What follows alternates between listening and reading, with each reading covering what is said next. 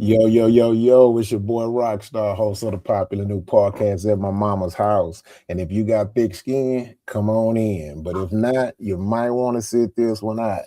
And if you rock with the talk, hit subscribe, be a member on the panel. And this is the house where we keep it live. Now, before we get into it, we're going to invite our lovely guests, our super panel. You know what I'm talking about? As usual, we're men are gentlemen, so we always got to start with the ladies first. So, Miss Christian, please unmute your mic and let them know who you is and where they can find you. Hello, everybody. I am your favorite media personality, Kristen Olivier Renfro. I do a plethora of different things. Follow me on Instagram at Coming For You Kristen to see my content, where you can find me, or if you want to, give me a bag and pay me to do some work, that could work too. Already. Yes, sir. I like the sound of that. All right, we're gonna go and slide over to Steve, Mr. Reese. Let them know years, man, so we can get this thing going. Steve Reese, entrepreneur, actor, everything in between, anything in the entertainment industry, but porno. But hey, follow me on Steve_Reese1. I'm in different movies from When Lines Across, Make It Out, Through Sickness and in Hell, Knuckles, one of the newest cast members of the Hugh Wood universe as well. And I've been in 5 to 6 episodes of the Pop the Balloon, which Miss Kristen works in as well. So we have a past as well. But hey, I appreciate everything and being here with everybody as well. Gotcha. You got to show that goddamn intro, nigga.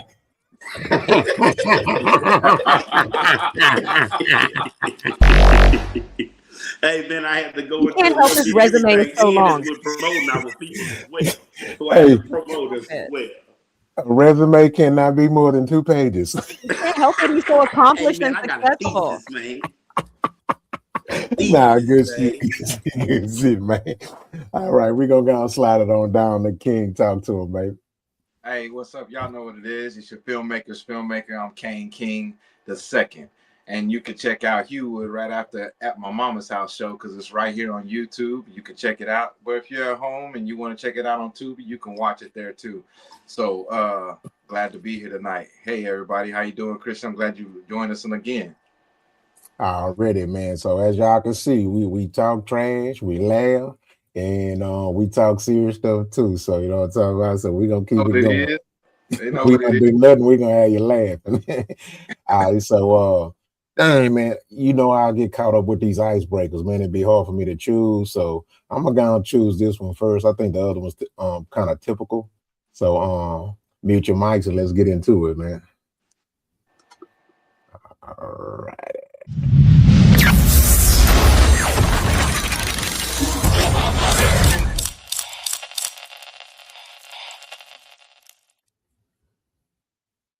At this rate, if we keep going like this, I think we're gonna have to cheat on you. Okay, Tony, I know that's a lot to handle. Infidelity, affairs.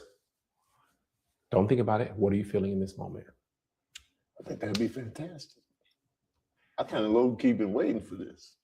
Because that way the pumps can be distributed elsewhere.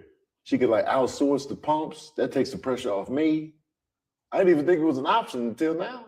But now I feel like, yo, I've been waiting for this. You want her to cheat on you? It would help. It would help me, my well-being, my penis would be like, woo, I can get a hot moment to breathe. Safely, though. Don't be smashing raw. But Get your hands off of me. Now. This is a new one for me.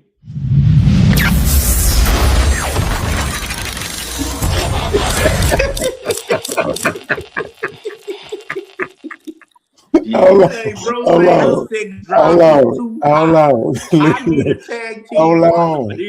on, man. Look, I mean, the shit ain't funny. See, Steve walked away. That's how offended Steve was. He walked away. Hey, bro said, "Check, man. Hey, as long as she ain't doing nothing where she can mess up my well-being, man, go do it." You talking and they can't nobody see your ass. What the hell is wrong with you? I didn't even know he was off screen.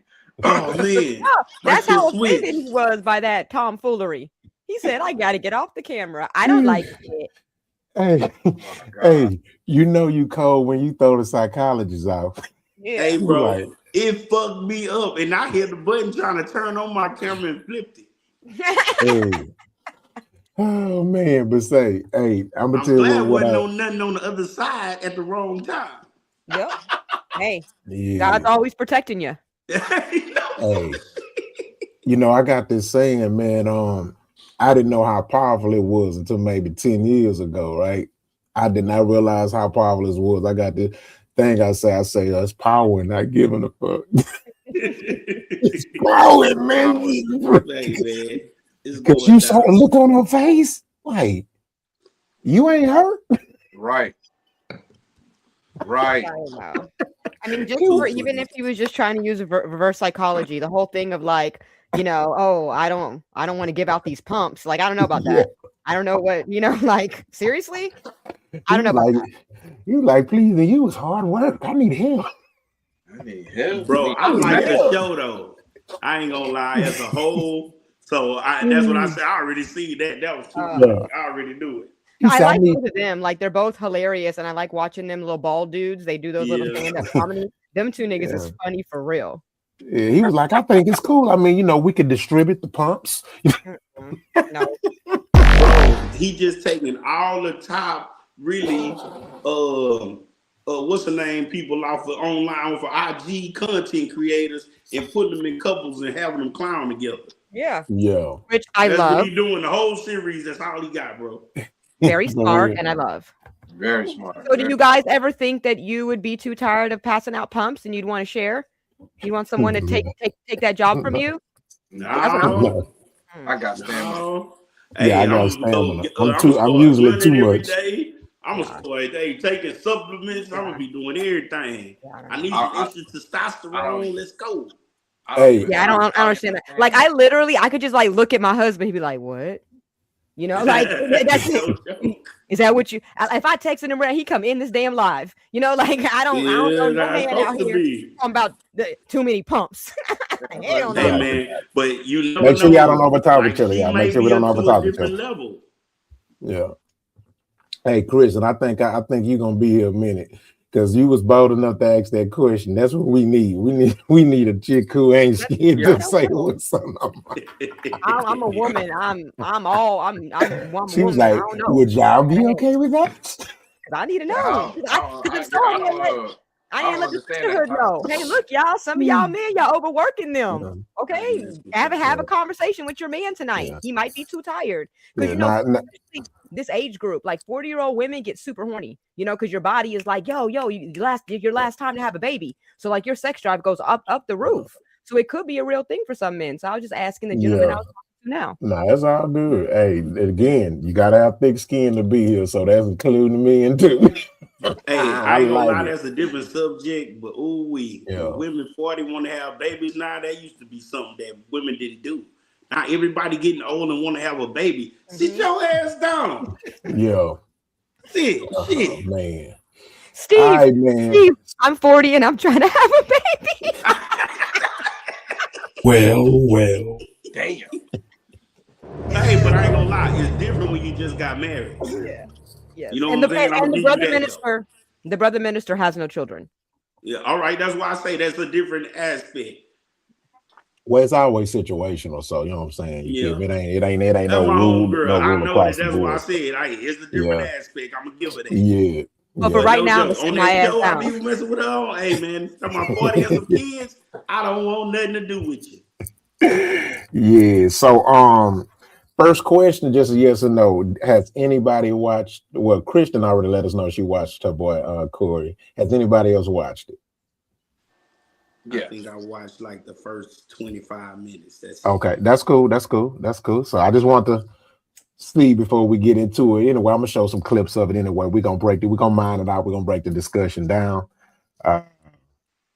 This is interesting, man. This is, man, I mean, excuse me. I don't know what to say, man. Let's just get into it, y'all. Hold on. Mute your mic, y'all.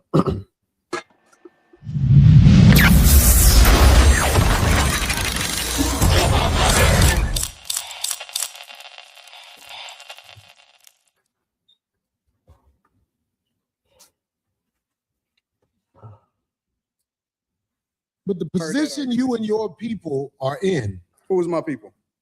Black people. Do you claim black people? I'm a Christian first. I claim. Well, I think something's wrong with that. If you don't want to say you're a black man first, I think something wrong with that. This man denounced my people in my face. Right. And my people was taken up for him. You think I didn't notice that? Right. He denounced black people in my face. And I still was able to keep it cool. Right. But sex play, that'll get me up out my seat. Right. Sex play, not sex play. So all of the black people who taken up for him, I wish you better with yourself. Because he really ain't even supposed to be able to walk the streets where we at. If you really want to know the truth. But I ain't worried about that. I ain't sending nobody his way or nothing. I'm just saying, because he sent people his way himself. Yeah. Up here talking about, I was up on your shit. Man, I ain't never said this before in my life. He was bragging about being up here. Right. I never said this before, but I'm going to say this for the first time because I moved out here in 2000. I've been here 25 years. First 30 years I was in Chicago, but I've been here 25 years. I think I earned the right to say this. He talking about how he ran up on this LA, homie. You think you got a pass to come back here after saying that? Homie, I know these boys out here. These boys out here operate in chaos. It ain't supposed to make sense. That's how they do it out here. I found that out when I moved out here. Because I was like, well, why they... And this one dude, when I did this movie, I forgot his name. I think his name was Big Slice. OG nigga from out here, ain't no joke. He was explaining to me. He said, that's how we do it out here. We operate in chaos. Man.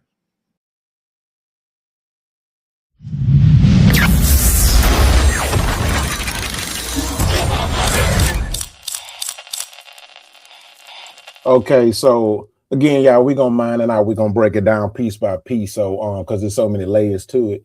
Let's start there. I paused it because I wanted to talk about this part of it, right?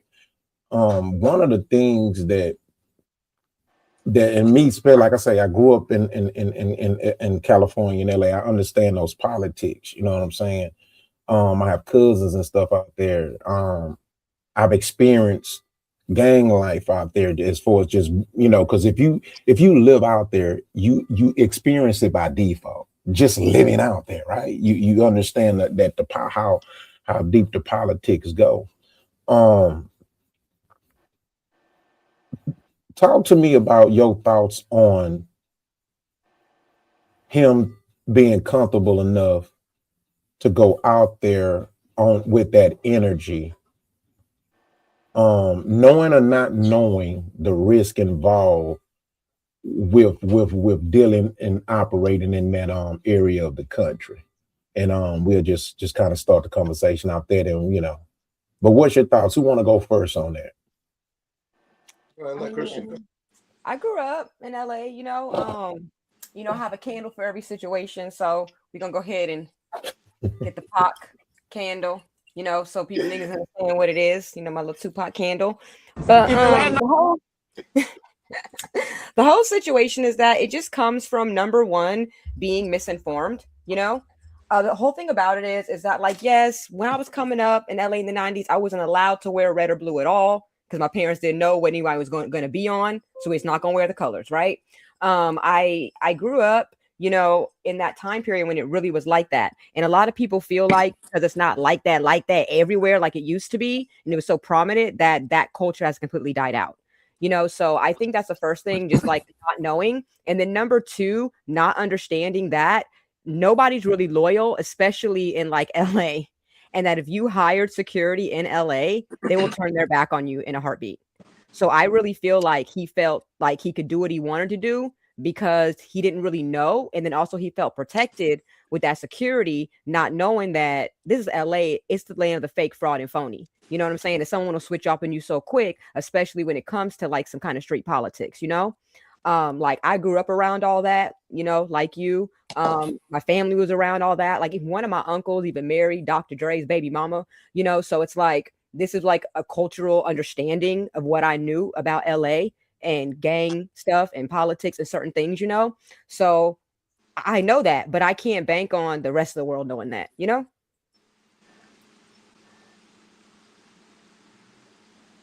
That's what I think. Yeah, and Hey that's man, funny. It's funny you say that because when I think about, the summers I spent out there with my grandfather, the years that I lived out there, you know what I mean? Of being out there with kin folks. I have an ex that's from out there. She lived in Inglewood. Um, I I think about the most smallest nuances that were huge in comparison when it came to the lifestyles, right? So, I'm from Texas, man. It's 2026. It's still parts of Texas where people don't even, you can leave your door open. Now they might got a shotgun, but I'm just saying it might be on some land. But my point is this: just the housing arrangement tells you how dark California is. Just the housing arrangement, right? So, okay, so you go into a hood in Houston. Let's say you go into the worst ghetto, right? There's no burglar bars, it's just a wooden door, you know what I mean? Gates most likely are broken. Anybody can get into it, you know what I'm saying? Let me tell you something. For all y'all that don't know about LA, go to the hood. The hoods is like fortresses when it comes to getting in their house. If anybody watched Friday, you seen how many doors how many locks they unlocked for Craig and them to get in?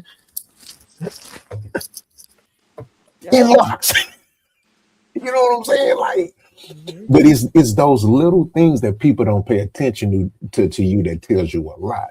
And like Christian said, the cover thing that's kind of out now. But man, I remember when it costed you your life. It costed And you. sometimes it wasn't even the Bloods and the Crips. It was like the Sereños, LMA, Yeah, MS-13, and yeah. like they could be beefing with the Bloods, and then I'm a little girl wearing a red shirt, and they make an example and just kill me. It was You know, real. hey that y'all. was real life. Yeah. Can I skip Hold y'all on. something though? Hold on, Steve, and then I'm gonna let you go. And the reason why I was bringing it up too, because based off just what me and Christian saying is that yeah, it sucks, right? Life shouldn't be like that, right? But the fact of the matter is that LA truly does operate in chaos. And another thing that I want to fact check people on too, because I've been seeing people talk about it and saying, well, that's what's messed up now with us and this and that. Now, y'all know I'm the first person to tell you black culture trash. But let me explain something to the people who pick and choose when they want to agree with that part of my ideology, right? When we say LA operates in chaos, what makes it worse than anything or any place is that's all across the board. Cartels, mafia, Hollywood. And let me tell you something, ain't no street gang worse than them. Let's just be real. It might affect us more because we're a black person in LA is tend to be living in that atmosphere. But baby, let me tell y'all something. This is Hollywood, baby. We talking about demons. We talking about other world. Come on, man. They got a thing called a damn casting couch. What are you talking about? So let's not pick and choose when we want to try to make it a race thing, because baby, Hollywood don't care about your color. Nope. Go ahead, Steve. Chicago, I know black. he been there for a quarter, but what hood or anybody around there that he really got ties with for anybody in LA to be worried about what's going on with him? Who you talking about? Oh, Corey Holcomb. Yeah, that's our point. He really chose to play with a high level of danger, bringing that energy just to try to get more followers and up the bags. Everything, sometimes the bag ain't worth what come with it. And as you can clearly see, I think he's realizing that, but move forward. See, but like the way Corey trying to portray it and stuff, like he's still just the what's the name? He ain't do nothing. You know what I'm saying? He really ain't say nothing. You came with an insult, and the man just insulted you worse. And the insult the man gave you told you, nigga, fuck you and I want to fight if you want to. I don't gotta say it again. You moving closer. You getting on. Oh, you might come with the other part, but I'm gonna leave it alone at that. You know what I'm saying? No, you good. No, you I mean, good. everything you're saying is valid. Everything you're saying is valid. That's what happened. He insulted him, and then he insulted him worse. I didn't know how much my bro was gonna show, so I didn't want to go into the next segment of it. No, you good. You good. Oh yeah. So I just stopped. That was all. Yeah. Just okay. Pause until we get more footage. Yeah, that's why I was like, remember the other time you said, "Oh, Steve, we got into that shit." Yeah. Got you. That's what I was thinking about my brother. Yeah. Gotcha. Nah, you good. You good. This is a little bit more loose because all the damage has been done. We just kind of adding layers to it. So you cool. Right. He keep trying to say he came with this homosexual. The man ain't really do you like that. He really tried to disrespect you as loudly and as hard as possible. That's what it was about. You gotta let who you're talking about, Steve. We don't know who you're talking about, Steve. Huh? You gotta put a name on it. We don't know. We don't know who you're talking about. When you the guy disrespects you by telling you suck black dick as hard as he could. But when you said he kissed white ass and you respected him for it, so it was really a two-way street. I'ma still say it. It was a two-way street, fam. I just insulted you worse. And then he get on there talking about a 30-day ban if you fight on YouTube on your podcast. Bro, you going around everything. If you felt disrespected, you should have hit him. But you're not gonna bail him out though. It's easy for you to say that, but you're not gonna bail him out. Yeah, you talking like you're watching a spectator fight like these guys are prize fighters. But I'm talking about if somebody felt disrespected. Why would I ask you to disrespect me again when you already disrespected me? Because you're not gonna do that at your blue collar job at making $50,000 to $60,000 a year, and your coworker disrespects you. You're not gonna immediately whoop his ass at work. You're not gonna do that, Steve. You're not gonna do that. Please tell me you're not gonna do that. I'm not saying I'm gonna do that, but it wouldn't have been me getting closer to act like it. If it was gonna do it was gonna be done off camera. Like the dude said, let's go out back. And if we done off camera, they can't do nothing. You would have got close to your coworker and said, hey, that's all I'm saying, fam. But Steve, what we're trying to say is you're not wrong in how you feel you would do, but what we're saying logically, we got to put all the variables in there. The variables is they are there too, though. That's why I said you got closer and said say it again instead of when the dude said go in the back to his off camera. You ain't got to worry about a 30-day ban that you're talking about a few days later. Well, I think from my perspective, what I told you this last week too, is like I feel like, at that moment when he said that, the first thing that Corey did was first set that boundary with him. Like, this nigga said this shit to me, so first I'm gonna let him know I take this as disrespect. And just because he felt disrespected doesn't mean it was fighting, time at that time. So then he said, I feel disrespected, so now that I've told you this is disrespect, now say it again. And after that, he didn't say it again. So that's what I feel that that exchange was about, was for him to be able to express himself to him and give him an opportunity. So if you really are trying to disrespect me, now's the time. And maybe if he would have said it again, then Corey would have went off on him, but he chose to say, I've just been in the altercation before. And let her land, Steve. Let's not try to not cut each other off. Let her land. Kristen, just let us know when you land. That was I was trying to end. Okay. No, cool. I mean that's pretty much it. Like that's what I feel like that exchange was about. And then even me, like I always say, I'm too rich to get into a fight. You know what I'm saying? Someone's gonna sit there and look at me and say, "Oh, let's go outside." No, probably not. Probably not going to go outside with you, because at the end of the day, it's like if I can control my anger enough in this moment not to steal off on you, then I've already controlled my anger. So I'm not going to go outside to fight with you. Now, if I have to see you up the street next week at the coffee shop, it might be on site. But right now, I'm done with it. And also on that, Steve, being men, like, I'm not your motherfucking brother. I'm not your fucking brother. So I'm not going to go to the back room and fight you. I don't know if you got a gun outside. I don't know if you got a knife outside. If I'm going to fight, we're going to fight right then and there. And the circumstances have to be correct in a sense of like, I'm not on something that I can ruin. I can't ruin this. There's other people working for me in this program to where They could get kicked off for 30 days. They could get booted off their show. All of that shit could happen. All of that's going on in your mind as a logical person. Well, getting close was out of the question. Then No, you should getting close stay wasn't over out of the there question. after the show and because went Sometimes, against all that and said all that. Sometimes you got to pull a nigga's shirt tail. Sometimes you got to put gut up in the Hey nigga man, face. but that's what you say. Just like I said, him disrespecting him to the utmost power, you can pull in his shirt tail too. Man, Yeah, come no, on, man. We that's what say I'm kiss saying. ass. We say That's what I'm kiss saying. ass all the It's a time. truth. Come on, Steve. Man, but I'm That's gonna got say to this. be the Ass most. is the dirtiest Come on, part bro. on the body. It's the truth. So you gonna say kiss ass? It's a truth. That's the same It's a respect. truthful. Disrespect is. That's a truthful loop. That's a truthful loop. What you're doing. Yeah, That's a truthful loop. What you're doing. Like you're telling the truth, but what we're saying is it exposed something about Anton. It's not that Corey could have fought, Anton could have fought, they could have went out. It's about that this exposed something because Corey still held a sense of decorum. He still held a sense of resistance. But with Anton, the way he went at it, it exposed something about him. That's what we're talking about.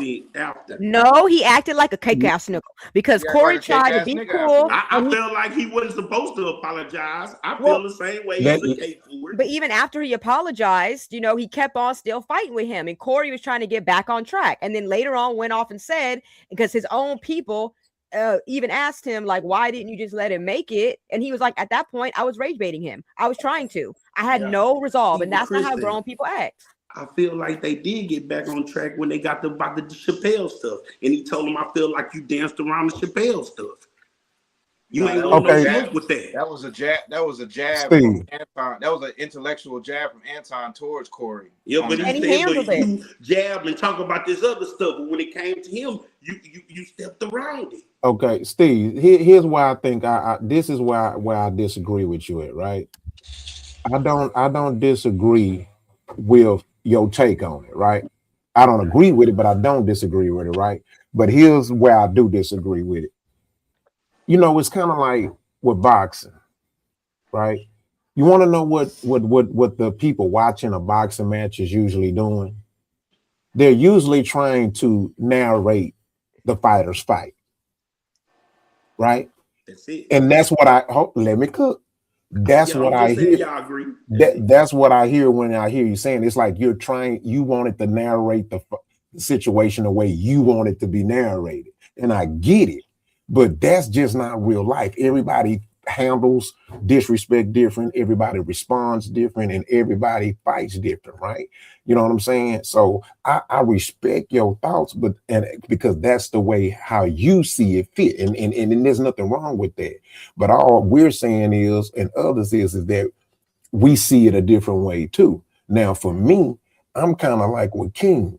If you disrespecting me here, I don't want to fight you there. Let's handle this. Let me fight you where you disrespected me. You ain't my brother, and this ain't no sanctioned boxing match. We don't all come out of tunnel and meet each other in the ring. You know what I'm saying? That's just not how it go, bro. Yeah, you can tell me, Steve. You can tell me all day to meet you in the parking lot, nigga. By the time you get to the end of the bar, I already got you 5 times. Hey man, I'm that kind of dude too. I ain't gonna let you get there. That's why I'm not gonna tell you to say it again. And I'm not gonna come 3-4 days later talking about my band and all that. If we was really about this street stuff like you talking about how LA is, you would have been on a whole nother note. But that's why I just feel like I can't outdo. And that's cool. And that's cool. So, but check this out though. But here's the thing though, Steve. I get it. That's your perspective, right? And I get it. I totally respect it. But let me say this, right? I'm gonna give you my perspective as well. I would never say nothing to a man that I can't say again. Right. If you ever heard that saying, if you can't say it twice, don't say it. I don't gotta say it twice. I already said it. What you hold on. Hold on. If somebody get in your face and put the mic down and they right here in your face, you gotta say it again. You gotta say it. Because come on, bro. You gotta say You know it. what? No, What you this give me gotta say vibes it. You of? know, You just Man. disrespect you me, full and hoe. we five, and I put the stick on your shoulder, and you say knock the stick off, and then we gonna fight.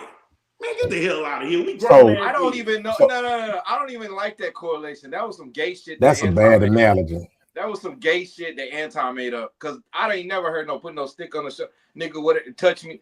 But cause the reason why that came up, and the reason why I know he ain't no fighter from like I'm a 80s baby.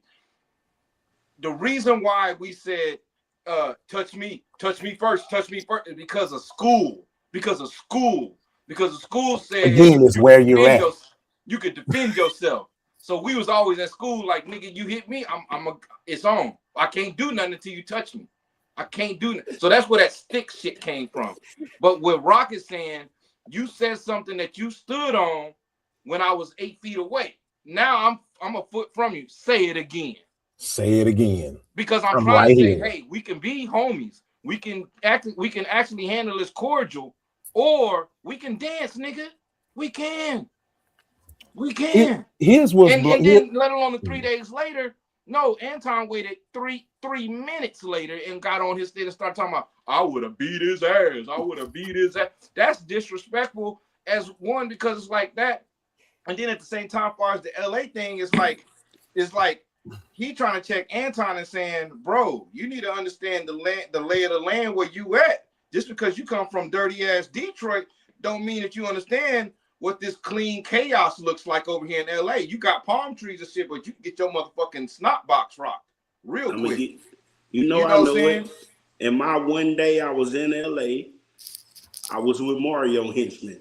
The one day I was in New York, I was with Jimmy Henchman. So I know the law of the land, and No, I know you know. with and who you around and what happens when it, Anton don't but know. I'm just giving you a heads up on if I'm talking to somebody, it just goes to another level, and my disrespect shows you where I'm at. It don't take all that other stuff. That's it. Okay, and I get it, right? I get it, right? But That's all, bro. But here's the situation, right? It's called an art of war, bro. That's it. So here's my point. So just hear me out. This man, you got to realize, bro, he not only disrespected Corey, he disrespected that whole environment. He was not the only one there. It's a whole crew there. It's people there. They actually have a small audience, right? And so what I'm saying is this. I don't understand how Corey is the villain in all this, and he's the one that for some reason allegedly gave out the disrespect. Man, he walked into another man's house with his shoes on, didn't take his hat off, and sat down and talked trash to a man in his house. When I look at that whole situation, I see a man that came into another man's house and clowned him. And the man of the house still practiced some level of constraint. And even when he practiced a level of constraint, the dude kept poking the bear. I know my eyes ain't tripping. Why is it that people are not seeing this that I saw? I got some pretty good eyes. What? I'm confused. I know what you're saying. I got And this is after he disrespected the whole black race. Yeah, because he showed disrespected me when he's And he's out of all us. He's the blackest nigga out of all us. And he's over here talking about he represent Christianity. He was wrong as three anything. But I just give you, just like they give these other people that say they not this and not that, not male, female, all that. Hey man, let people do what they do. That's what I say. I just but we can't brush that off. We can't brush. I'm not going to try something that he represents and the kind of guy he's trying to be. It just didn't sit well. Well, like, man, I'm not trying to change him. Go ahead, Chris. I'm not trying to change him or change his opinion. I mean, he can sit in that. I'm just acknowledging it, just acknowledging all the different factors. He can be, a Christian first before he's a black person. I don't give a fuck. You know what I'm saying? He a Republican. He a Republican. He loves saying he a Republican. He's a Republican. So automatically you should be comfortable with the words like porch monkey, coon, jigaboo, ass kisser, and Uncle Tom. That should be a part of the things that you just hear on a daily basis. I know people say those things to me because I come off as a Black conservative, and people automatically like, oh, you voted for Trump, you porch monkey, and I'd be like, your mama, and I keep moving because I don't give a, but it's like those are things that just come along with the territory, and that other shit, like you're not ready to hear every day, that disrespect on the Black race. I've been in corporate meetings where I've heard like white boys say, man, y'all don't be kissing no ass in here, man. Let's get this meeting right. No one took disrespect on it. Everyone understood what he meant. So kissing ass is just a disrespectful to tell another man to suck some D. Nah. Like I had a problem in my day job, and my direct employer is Black like me, and it was like with white people shit, and then he told me I had to do something like apologize when I didn't do anything wrong, and I'm like, you're over here shucking and jiving and kissing the white man's ass once again. Go stand on business and tell him I'm not apologizing, I'm not sorry for shit. You know what I'm saying? And like when I told he would take it as disrespect. He knows that he be playing well with the Caucasian. But that's as far as you can go on a job without somebody going crazy on you. If you say something about a penis or a vagina, they gonna go the other way. But you gonna know exactly where they at. They saying the same thing. Steve, you can't say how somebody's gonna respond to something, brother. I'm not saying how they gonna respond. I'm saying it's the same insult. That's all. But you can't say that again. Say that again, Steve. You said you can't control somebody's insult. Yeah, I'm just saying. I feel this is the same insult. Okay. I respect that opinion. I can agree to disagree, but yeah, it's I respect that you have that perspective, and I understand exactly like where you're coming from, and also too, I am a woman, I'm a real nigga, but I'm a girl, so sometimes I don't always understand, like the male psyche. So I feel like I'm good for perspective, but like ultimately, I don't know what I don't want to know what it feels like to be a man and that disrespect, and there's certain levels that are crossed. Now, Steve. This is gonna age now. You gotta stand on this because we're gonna have other conversations, and we gotta see if you're gonna stick to this disrespect level. So I want to we're gonna put a pin in it right here. Love it. All right, so y'all mute your mic, y'all. Let's go on mine this out.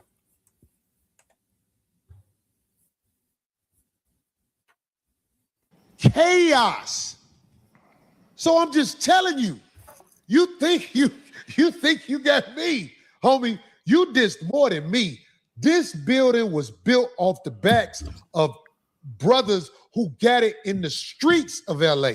And you came up here disrespecting and bragging on it. If you knew who walked through these doors and went up them stairs to smoke with the people who founded this place, you wouldn't have did that. But I'll let the streets show you. You can't perpetrate like you tough on the video and not get them motherfuckers gonna come see what you about, homie. I know they are. I don't know nothing about it. And that kind of gives Corey with it and perpetrate and cap and all that sucker shit. We only talk about the facts. Now hold on. What video is ready? Do y'all got the one with dude talking about dick sucking on somebody else's show? Play that. Explain that to me, then I can answer your question. It means that you're the gay best friend. That's fine. That's fine.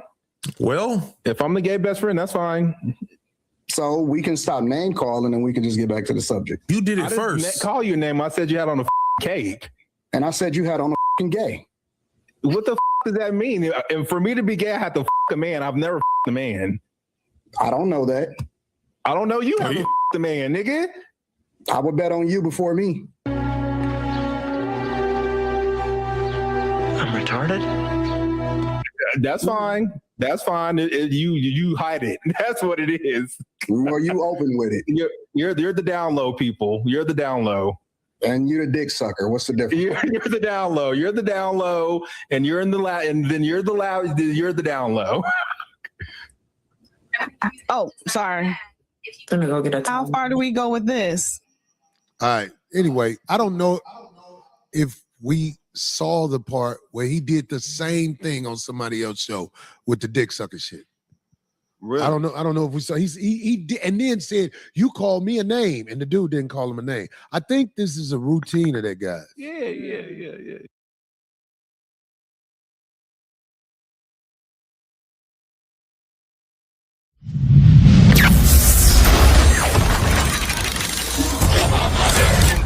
Yeah. Oh man. See that shows more of his character right there. So this is a pattern. Yeah, it shows more of his character right there. I wrote down a little note. That was literally what he did, was a personal jab of perception towards Q. That was a personal jab of perception towards Q, because Anton is a slave to the chat. He's a slave to the chat, because those are perceived perceptions over the time of me watching that show with Q on it. That's the perceived perception of the chat sometimes, not the whole chat, of some of them, that Q may be feminine, Q may be soft. So what he said, Anton did a direct personal jab for no reason. That was out of nowhere.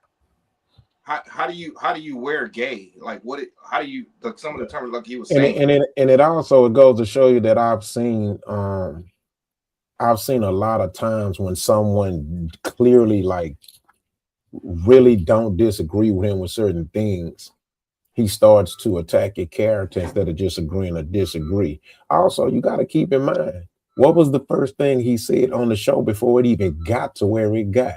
He talked about his audience, and he said he think people like them jerk off in their socks. That was weird. That's crazy. That threw me out. Like, what is it? What? Who says that? I just feel like it's like I just feel like it's kind of a feminine trait. Like that's how girls are. You know, it's like if you are talking to someone, they make you upset, and it's like they say something, you have nothing to go back. Well, that's why you ain't got no man, bitch. You know, like that's that would be something that I would you do. You know, like as a girl, like me and my best friend getting into it. She's telling me something valid. I have no comeback. You know what I'm saying? Like that's why you ain't got no children and no husband, and you never will. You know, that's what females do, like personally attack you. And I've seen now more than one instance where he is, not getting along with someone, and he goes for these personal attacks. And he also continues to go after saying things to men who present themselves as heterosexual. If the boy is down low, that has nothing to do with any of us. That's not anything we know about him. But you're going to know that it's going to be a different level of offense when someone puts a homosexual, slander on you, or alludes to that thing, and that he knows that's the ultimate level of disrespect, especially coming in the Black community a lot, So he's going for the jugular and trying to make people go to their ultimate level of frustration. Yeah. He doesn't even skip steps. It's like he goes all the way to 10. Yeah, let me give you an example, right? So, I'm not always the best in analogies, so I'm hit or miss with them, but this to me, with the SMD and the kiss butt stuff, right? If a guy say Ken folk, man, hey, you clean, bro. Hey, I like that unit, bro. That's clean. I'll be like, oh man, appreciate it. But if a grown man tell me I look cute, it's a problem. That's a problem. Yeah. What you got, Steve? Man, I'm down with him and said everything he just said. It changed the aspect of things. You know what I'm saying? And that's how I feel with that. A lot of things that's said, and a lot of things that's portrayed. Just like he told that dude, he was a dick. It's my C, but the dude, I don't know if it was. I couldn't really tell if he was a white guy or what. But telling the Caucasian man, it's my C, and telling the Black man, it's two different aspects to me. That changes. Because I ain't gonna lie, white guys tell each other like it ain't nothing, man. But with Black dudes, hell no. You got me out. That's it, bro. Hey, Check this out. Someone in the comments said Anton interviewed the Booty Warrior ex-con and said he lost all credibility after that. I You like just you messed me up and I because want I've you. been wondering why Well, they trying to well. make everybody a celebrity that ain't even supposed to be a celebrity. It been crazy right now, bro. I mean, like y'all shining lights on people who the light not supposed to be No, shined on. Felice Right. Johnson said, "I'll do anything for the booty." That's what Felice Johnson Well, said. But that's what well. I'm saying, though, man. I'm like, why y'all shining light on these kind of people? Booty is more important than commissary. Booty is more important than sleeping, and booty is more important than air. So everybody right now is gonna be just waiting on the I'm baffled. the mixtape to Yeah. drop, the sex You tape. hear me, You Kristen? think you're I am baffled? baffled. Well, well. That's crazy. All right, let's get back into it, y'all. Let's see what else.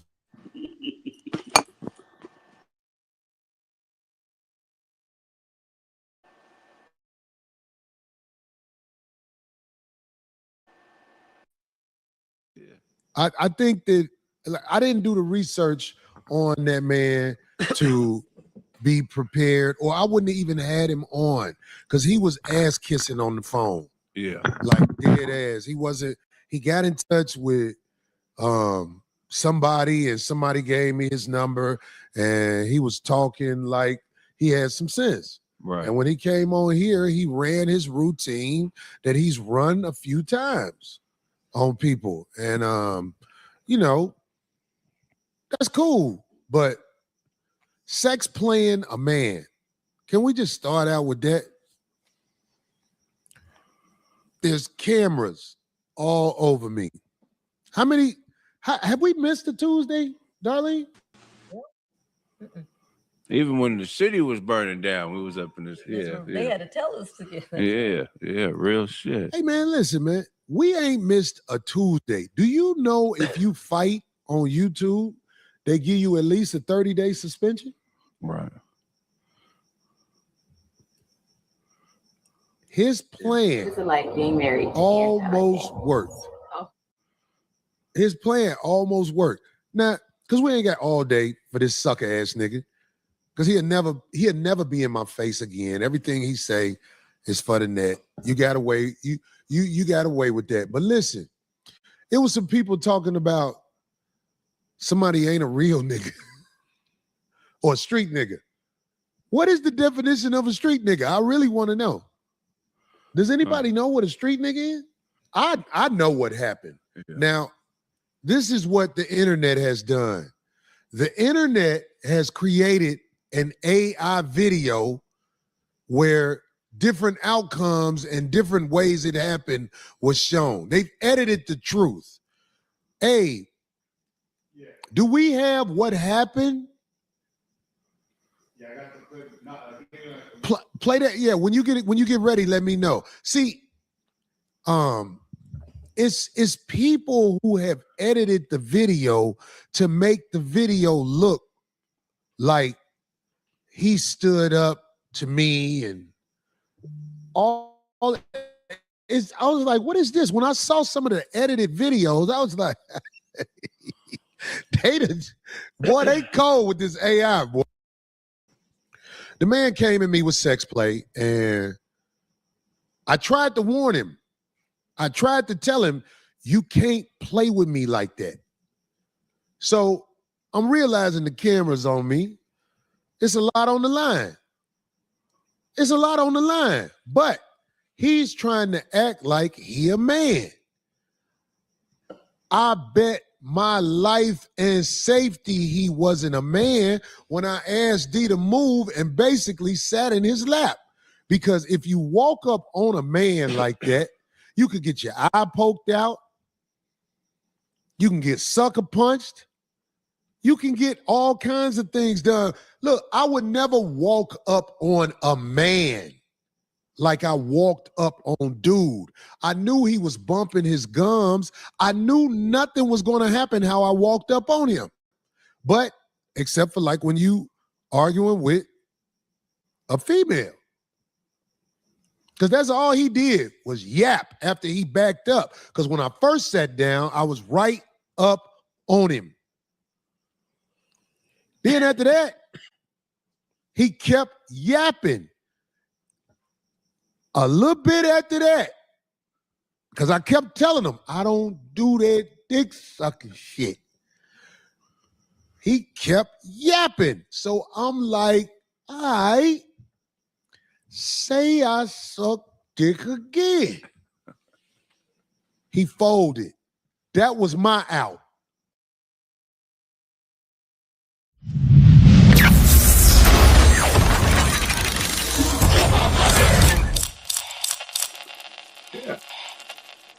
So that's Corey explaining this side of the story. Anton explained this side all week. So we have to break down Corey's side is only fair. What's your thoughts on that, man, on his response to that? Do you think that makes sense? Do you think that's just, or you think it's a cop out? What's your thoughts on it? Okay, so I mean, I was gonna jump in.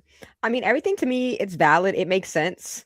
I kind of alluded to some of that stuff, earlier when I was talking, that he was trying to push the ultimate, level. He was trying to get him to act a monkey, because he always says he's creating content and all this. And I think that he really was hoping that Corey would come out of his character so that he could, deal with some repercussions, because he thinks this shit is funny, because I don't think he's really in these type of experiences for real, So I think it's all valid. It makes sense.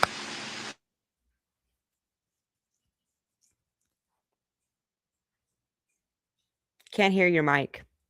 Yeah, I agree with Corey on that part. If I'm gonna just say this personally, if I feel comfortable enough to walk up on you like that, I know you're not a threat to me.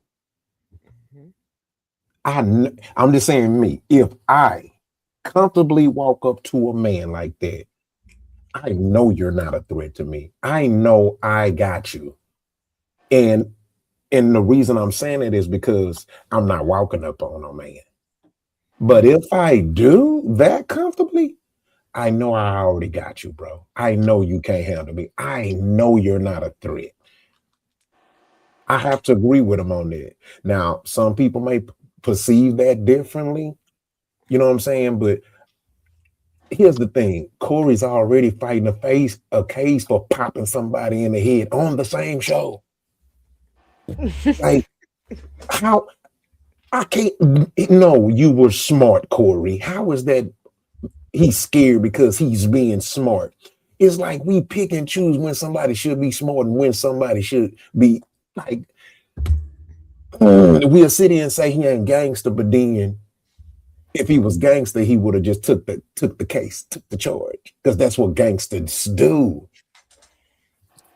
Now, ain't nobody trying to be a gangster like that. It's kind of like you got to learn to be diplomatic and you got to learn to pick and choose your battles, especially when you have people depending on you. You're grown, you have businesses and everything. You have to begin to weigh those things out. Is it worth it for me to slap up this little nigga? You know what I'm saying? What I'm going to have to deal with after that. Is it worth it? Because if I do that, I'm not going to be here next Tuesday with these 20,000 people in my live making all this good YouTube money. Am I going to let this little nigga take this from me, or am I going to keep my composure? Right. I was watching a man that was in thought. I mean, basically what Corey had to do was balance. Corey had to balance between not hurting his brand, getting demonetized, and at the same time letting him know you're not going to disrespect me. Like, I mean, I get it. Sometimes you get put in that position. I mean, I've had a situation on a job before where it's like, okay, I can't go AWOL. I gotta find a way to balance it to get close enough to that line to where I'm gonna let you know you're gonna stop playing with me, but not too far to where I lose my job. And I executed it perfectly well because it's still But my coworkers know me. They knew what I'm capable of. They still like they diffuse it as if it was going left. But they knew like, oh, this nigga talking like that. He talking in work code. He talking in work code. He Morse code. I know what that means. And they got in the middle of it. And we end up going to the back. And it was crazy because when we got to the back office, they actually had asked them to they ended up asking them to leave because I was standing up over looking at them, and while they was trying to talk to me, I wouldn't keep my eyes off them. I'm looking at him with my fist. They like, hey, you know what? You gonna leave. We gonna talk to y'all one on one. Hell I yeah. feel intimidated. Go ahead, clock out. So I get that, man. You know, you when you dealing with your livelihood, you know, you gotta use discernment. I think that was my perspective. Again, Man, let me tell y'all something. Okay? Let me tell y'all something about my husband. Yeah. So we were in a situation when we were recording, and someone was belligerently drunk, and she got really crazy with him, and she called him a bitch, then she threw a drink in his face. And I was across the room and I saw it happen, and I saw his fist clench, and then his body rise, and then he looked down, and I saw him smiling, you know? And it's like, and that moment, you know, I knew what he was thinking about, you know? Like, Yeah. I cannot let this little ghetto bitch, you know, cause me a problem right now, you know, while I'm at my job, and my wife is here. I got a stepson now and a family, and, you know, we ain't in the hood. We living in the Katy and doing good, you know? So in that moment, he had to use that restraint. You know what I'm saying? And that is the same idea, I think, with Corey Holcomb. You know, it's like once you get to a certain point in life, a certain level of grown family man, you know, then you're like, okay, I can choose not to act a monkey. Yeah. And once you saw that and digested that shit and saw it, you whooped that bitch's ass. That's the end of the story, right? Yeah, Steve. I don't fight. I don't argue. Steve, let me ask you a question.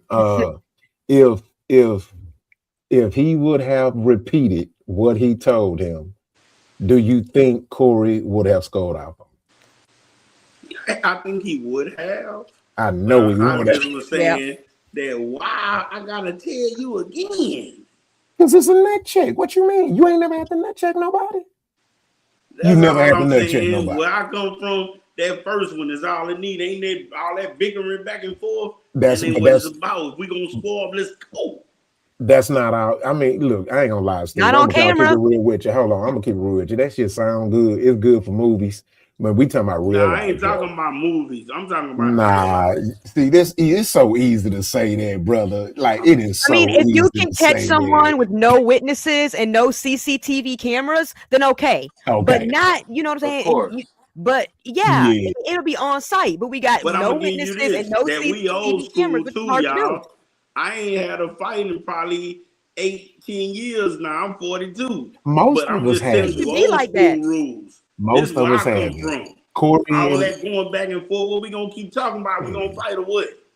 yeah, but it's so easier said than done. Yeah, I mean, All right, I'm just telling you that's just where I come from. I ain't What gonna they lie. on a That's we show? come from the same era. It's still you got to use discernment, man. You can't just we'd all be dead if we did that. They on a No, show. no, I've always been in the suburbs or in the country. No, I've Yeah. always. Yeah, I don't know, man. It's like it's kind of like with sports, right? Like when I watch people watch sports, and I be seeing people, man, that coach don't know what he's doing. I be like, you ain't even a coach. Well, people will be telling me that coach, they need to let me coach. I can coach better than him. I'll be like, he's a coach for a reason. Mm-hmm. That's all I'm saying, Kimpo. Yeah, You know but I what ain't gonna I'm lie. You can't say nothing about me being nothing about what I'm talking about. saying? Yeah. Okay, I ain't so gonna let's move. lie. I ain't trying to act like I'm a King Tut, a nigga that beat Yeah. everybody up, Mike Tyson in the hood, or none of that. Know what I'm saying? But I'm just saying, when it comes to certain shit, like, it just don't go like that. That's all. That nigga Steve I was don't. Debo in his neighborhood. That nigga Steve was Debo. No, I ain't like I just said. I ain't never said that. But I'm just saying when certain go a certain way, that's where it goes. It don't go to with all the Yeah, in between. That was it. but again, Steve, I've seen it's more than one way to skin a cat. Every dude does not handle confrontation the The same way. same. There's no one way. So I respect how you would Yeah. handle it, but I also respect how Corey handled it.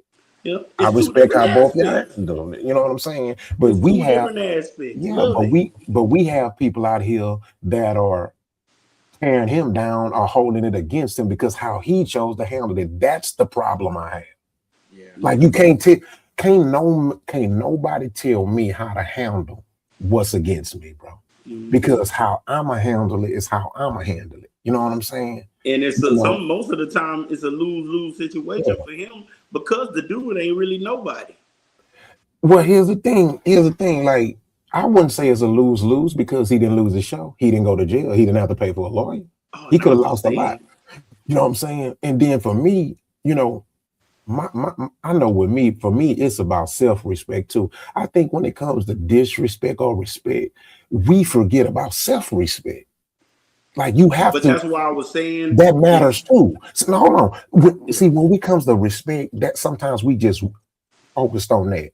Guess what? There's another part of it that we have to take into consideration: self-respect. So I'm not gonna jeopardize.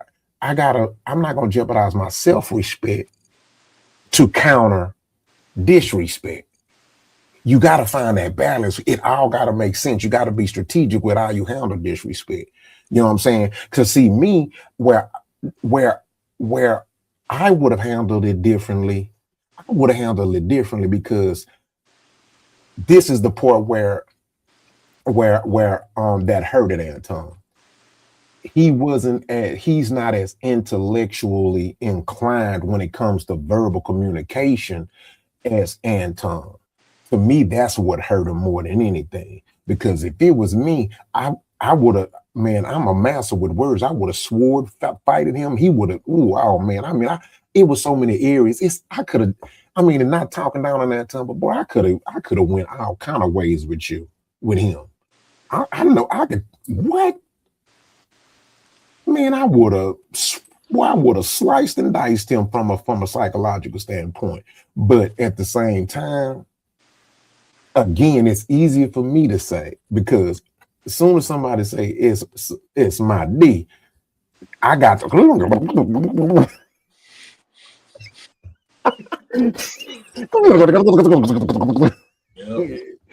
what I'm saying? You got to keep from losing your mind. You know what I mean? But yeah, but let's go back into it, y'all. Good shit.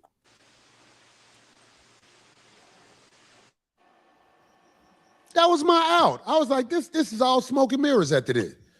Because I don't know why people who understand life couldn't see. The man was too scared to take his glasses off. He was froze. He just was yapping, like when you arguing with your girlfriend. The man, look, we're not talking no hypotheticals. I ain't gonna say what I would have did. I heard the man said I was shaking. Okay, if I was shaking, I bet you didn't say that sex play to me again. So I ain't no tough guy. I ain't, whatever would have happened. Experience situation. People ain't never had to give a lawyer $10,000 at one time. But that's what they start at if you really want a chance to be heard in the courtroom. But when he say he studied you, he knows this. Like, we comedians, we got egos as far as like we used to people sitting down and listening to what the fuck we got to say. So his strategy was to invalidate you. So no matter what you would have said, he was going to disregard it because he knew that would get you in a space like, nigga, what? So you what'd get me in a space if you start sex playing me. Right. Because I wasn't there until I didn't stop. Like, fuck what we talking about. Hey, nigga, I don't do that dick sucking shit. I don't play like that. I don't know people who play like that. I'm talking about, it ain't nowhere where I'm from. I never seen whole shit like that before. I never saw nobody do nothing like that before. But in the debate world is called baiting opposition. The whole purpose of it is to invalidate your credibility. So in the debate world, or whatever you want to call it, I guarantee you this: the debate will stop if you tell a man brought up in ghetto America who don't move like that anything about dick sucking. The debate, I respect, but I'm just in this. His wife as well. Everybody always brings up his wife as well. So it was known. Oh, I guess you could play it. Black people, do you like black people? You can get on the show, but it's other at least somebody will smash it.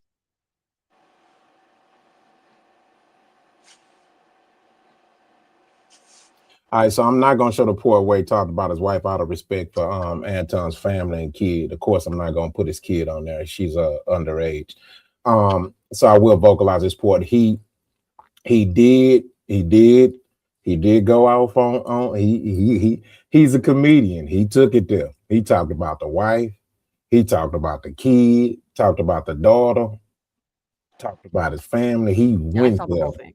Yeah, and so the question is that do you think he took it too far, or was it justified, or both? What's your thoughts, Chris?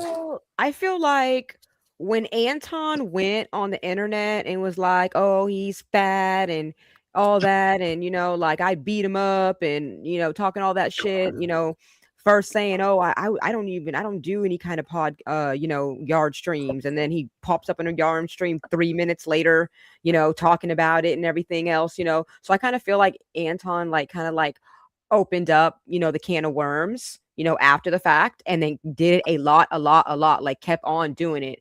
His platform, other platforms, I'll beat you up, look at my knuckles and all that. So I feel from there, whatever it is going to happen, like the retaliation was valid. You went to the other side with it. So now you're going to have to deal with the fact that you're beefing with a comedian. So 50% of the shit that he's saying is just in his mind, probably jokes anyway, but he doesn't like you and he's going to go for the jugular, and you started it.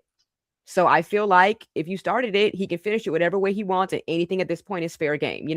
I do think it's unfortunate for these two educated, men, that have such popular platforms to be engaging in such egregious behaviors. And I hope that it really could just be deaded and moved on. You know what I'm saying? But I understand the reason why Corey responded the way that he did after what Anton did. Well. All righty. Steve, what's your thoughts? Do you think he went too far? Was he justified, or both? Yeah, I ain't gonna lie, family went a little too far. It's me and you. We grown men, we in our 40s. You know what I'm saying? Going back and forth over bull. So it wasn't no reason to go any further than that. But hey, everybody got their own rules to walk. So I can't take nothing from nobody. Everybody do something different. Everybody got their own opinion of what walk, it pertains to. Gotcha. So let me ask you this, right? Because that's interesting on your perspective on that, right? So why is it that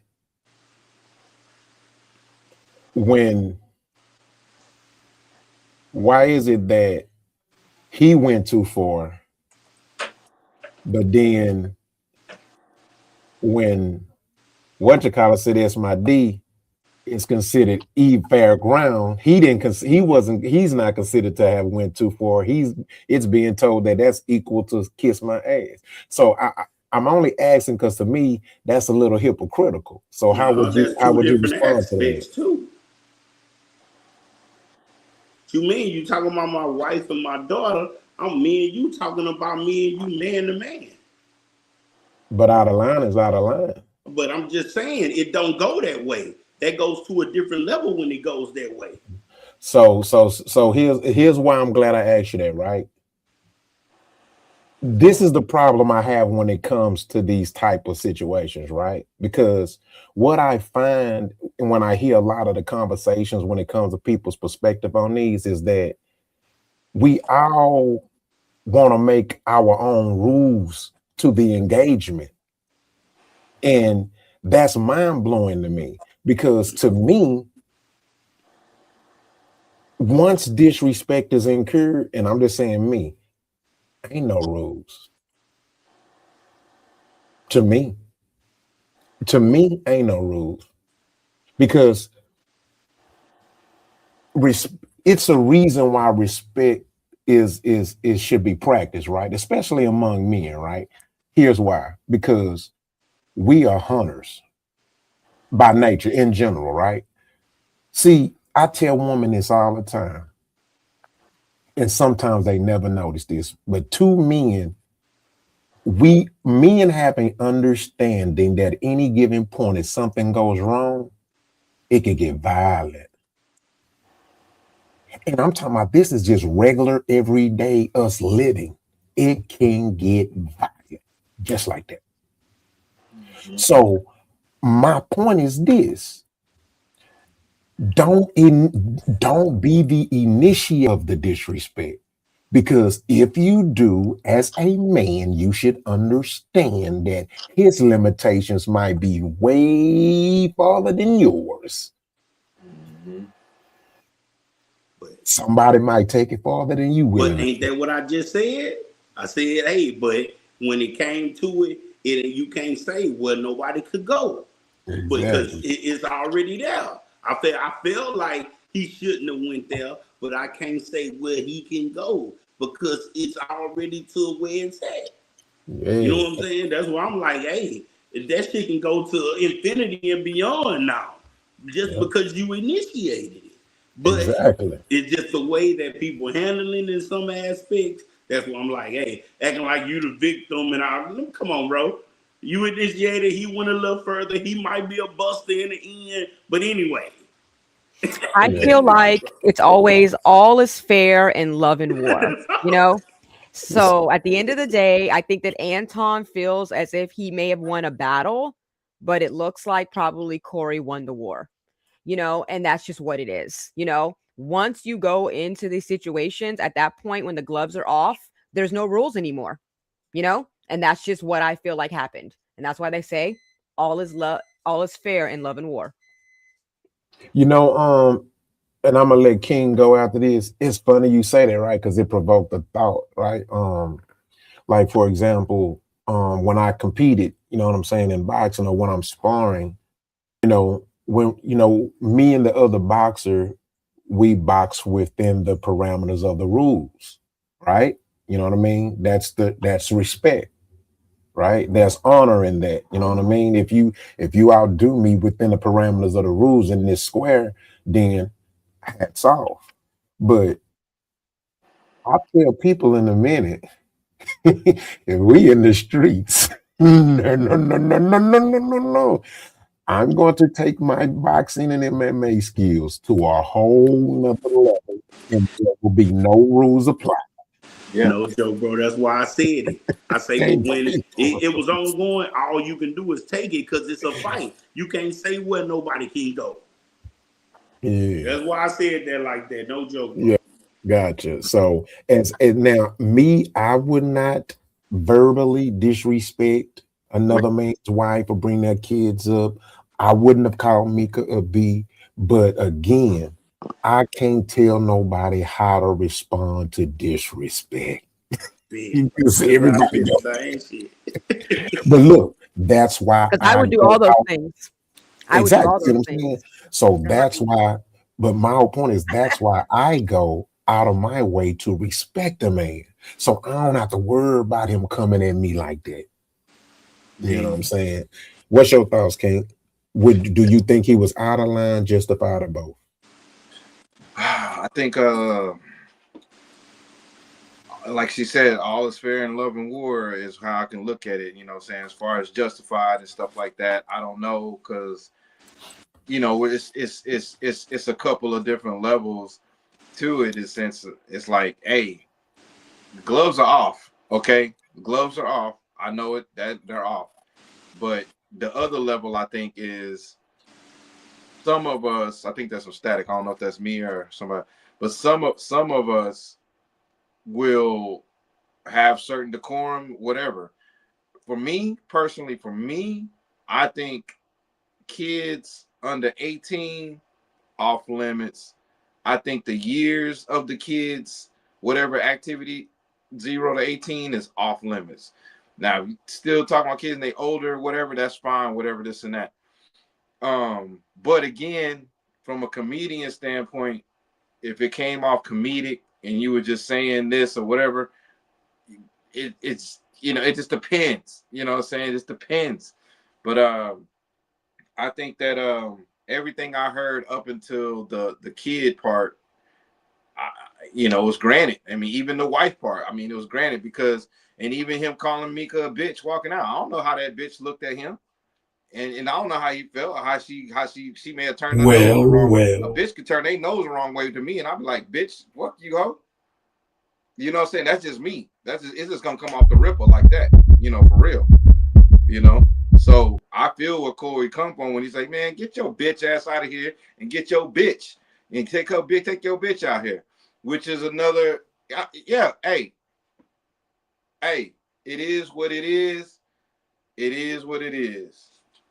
Yeah, I feel you. I mean, come beat my ass, nigga. Yeah, exactly. That's what Corey like saying. Come beat my ass, nigga. I'm talking about your shit. Come beat. You say you could beat my ass? Well, let me talk about everything since I'm gonna get an ass whooping anyways. Let me talk about everything I want to talk about then. That's kind of how I feel Corey is taking it. You know what I'm saying? Come beat my ass, nigga. Yeah, because I think we have to remember too that he's a comedian. Comedian talks about everybody. Comedian talk about kids, mentally ill people, bad people. It's like, I wouldn't do it even as a comedian, but I'm not a professional comedian, and they don't have comedians talk about their own children. Yeah. I'm a comedian and I talk about my own son, talk about everybody. I'll be in my show. I'll tell girl, you ain't got no edges, bald head, scallywag, don't want your phone number. I will tell them that while I'm interviewing them, I'll be telling my son, I'll be like, son, how come you ain't got no booty? Just your back just turns into thighs. What happened to you? Exactly, I talk about my own child. And that's just comedians. It's funny to us, you know what I'm saying? But even in my marriage, I had to learn that some jokes I had to stop making because, my husband was not understanding them because he just, he different, than me. So it's just like, we don't really be seeing it the same. I promise you. At the end of the day, people better understand comedians get paid. They got the ultimate pass, bro. They literally have shows where people sit down and they roast them. Yeah. Bro, I watched the Tom Brady roast. They cracked the joke about his wife sleeping around on him. Fuck yeah, they did. I literally, I did a show. Please don't fight with comedians. It's not going to end. No. I did a show with Smackwater. I don't know if y'all know Smack with him. We sat for 30 minutes roasting the fuck out of each other. Like going for the ultimate jugular, half an hour of that shit. And then people were like, what? I said, that was the best time of my life, Yeah. And it sharpened my game, I mean, I never thought that being called a funk ass bitch so many times was gonna bring so much enjoyment to my life. So, we just look at it different. Gotcha. Okay, so mute your mics. We finna go on play the Anton response to the Corey response. All right.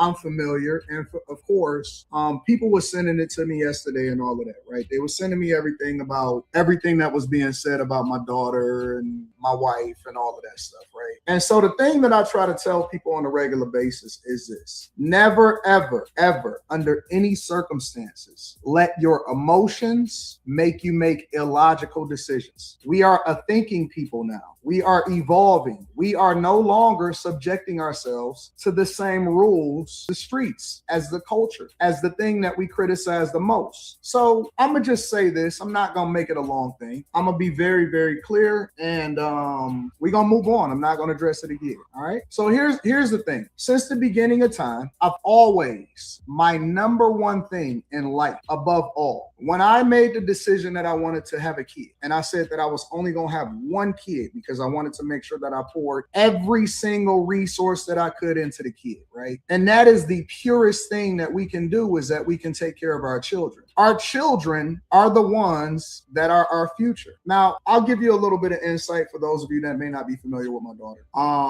USA team, at different points throughout the year, she's usually ranked about number 2 or number 3 in the country. Junior Olympian, probably has close to over 325 medals, of which 200 and maybe 80 of them are gold. Has traveled across the world representing our country, and is probably the sweetest soul that I personally know. Now, of course, we can be a little bit biased because all of our kids are the sweetest things to us. Those of us that are in our kids' lives and that are participating in our children's lives. But a very, very accomplished minor child, meaning that she's still a child. And one of the things that I tell my daughter every single day is that I want you to stay in a child's place. I never want you to grow up too fast. I never want you to be out here doing things that you're not supposed to do, because you have an expectation on your life. And so the thing that I've always done is try to protect my daughter against the world, from the world. And what this has shown me is that eventually all of our children, and she is still a child because she is an underage child, all of our children eventually will have to see how ugly the world is. All of them. Regardless of how we feel, regardless of what happens, all of our children will have to see, will have to see what the world is. What we as parents are supposed to do is protect them as long as possible, as long as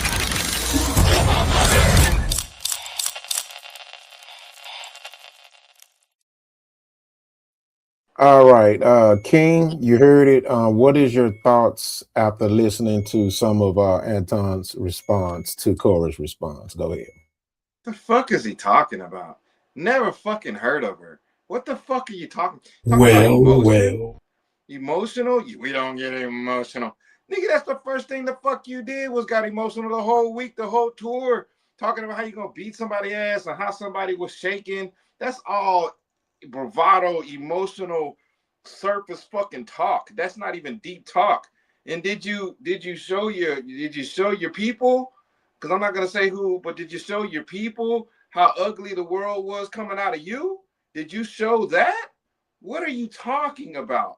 Why do I have to hear the laundry list accolades of what your little person is doing? That's cool and all, but I don't know. I mean, like, okay, number 1, number 2 of what? Okay, cool, but I never heard of her. Junior Olympian of what Olympics? Where is this at? Okay, cool. What does that have to do with anything that you need to come back at Corey? Like, hey man, let's not talk about the kids. Say that. Let's not talk about the kids. That's cool what you teach your daughter and all that. And I don't know, it just kind of sounds weird. He's like, I just wanted to have one kid so I could pour everything into that kid. I could do it.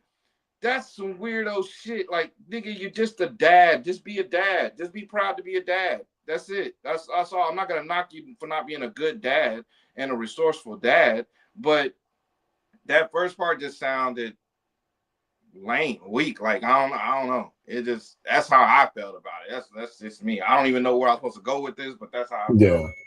Gotcha. Steve, what's your thoughts on Anton's response to Cora's response? Shit.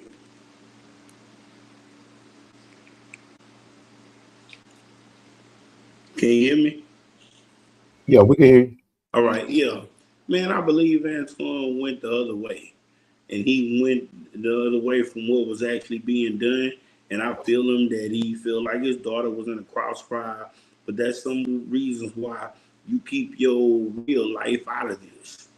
And some people, figure I always talk about my daughter because I'm proud of her, but I kind of sometimes try to hide where she is, but still it comes out because she proud of where she is and gonna tag me in something on something, but when it comes to being a father, you're gonna come that way, you're gonna become that kind of man, but you can't hide what you made the situation. The situation is where it's at. Yeah, man. I think, man, I understand everything he says as a parent, right? But from a street perspective, because I have to go there. You created the environment for this to happen. You created it, bro, and it ain't no way around it. You know, I tell people all the time, man, and one of the reasons I love my daughter is because my daughter made me such a better man. Because my daughter made me realize how sensitive women are. My daughter existence taught me how to it taught me how to handle women. Because I know some of these independent women out there don't want to hear this, but women are basically older little girls. You know what I'm saying? They're just older, they're just adult girls. And there's no way around it. You know what I'm saying? They just big babies. And so I think that the money is making him lose himself. I think he understands that, but I think the money and or fame has pushed him to where he's losing sight of that. And he ends up in a position to where he's choosing the clout, the safety of his family. And it ain't and it's getting ugly. Yeah, he not recognizing it till it's too late. Exactly. And now he's seeing how bad news can possibly beat your home. You can't Rattle a play with whole these lot of things, things in bro. your internal life that don't got nothing to do with the Yeah. external part of You what you can't play got with these going on. streets. You can't have no 1 foot in and 1 foot out. Without, It got to be all the way in, all the way out. And Anton then fucked around and he stepped in them he put his foot in the streets and it ain't panning out well. Now he playing victim. But this the same person that talks about how black folks play victim all day. Now you playing victim. See, for me, I don't like me all the time. I respect any man that I have a disagreement with. But when it comes to hypocrisy, I will hypocriticism. You know what I'm saying? I ain't gonna lie to you. I'm gonna come at you every time. Facts. I will. You fucking will. Yeah, and so that's my thoughts. Who want to speak on else too? On that. Oh yeah, Kristen, you ain't spoke on it. I mean, I'll say that I feel bad for the little girl. I do feel bad for her because she is a little girl. But like the rest of what I'm gonna say is insensitive. But it's just like Let me at get the my end of the buttons day, ready. huh? Let me get my buttons ready. Okay. So Well, here's well. is like I said, once you open the can of worms, you already know it's out there. It is what it is. You live a public life. You be on the internet talking hella shit. You make a living off doing it and, making people angry and kind of pushing the grain, right? So I kind of feel like he should have had his family in a position to already understand this. Like with me personally, those are YouTube reactors that talk shit about me and what they say. We watch it together, we understand it, and that's what it is, So if somebody comes up to him one day at school and is like, "Oh, your mom is a crackhead," he'd be like, nobody cares, right? That's the first thing. Secondly, you gotta toughen up your fucking kids. Okay. At the end of the day, like, especially choosing this public lifestyle, you gotta let your kids know a whole lot of stuff's gonna come your way. My son is not gonna ever give a damn what nobody says about him because I'm gonna make sure that he understands that in this household. Ain't nobody paying no bills up in here, ain't nobody, raising you except for me. So it's just kind of like, I feel like he's over here whining and, oh my God, my family. Now you chose this life. You chose to be out here with your verbal gang, and then now your family has to take the repercussions of it, and it's your fault. They shouldn't be so offended. They shouldn't be so. Your daughter should be able to walk into school and be like, "But my daddy is rich and famous, bitch. I don't give a fuck. What's the lesson for today?" You know what I'm saying? That's the way that you, I believe, need to train up your children, because you can't protect them from the world. And you add another layer on it of being, a public figure. So you have to be able to just tell your kids the truth. And that's how I feel. I never lied to my son about shit.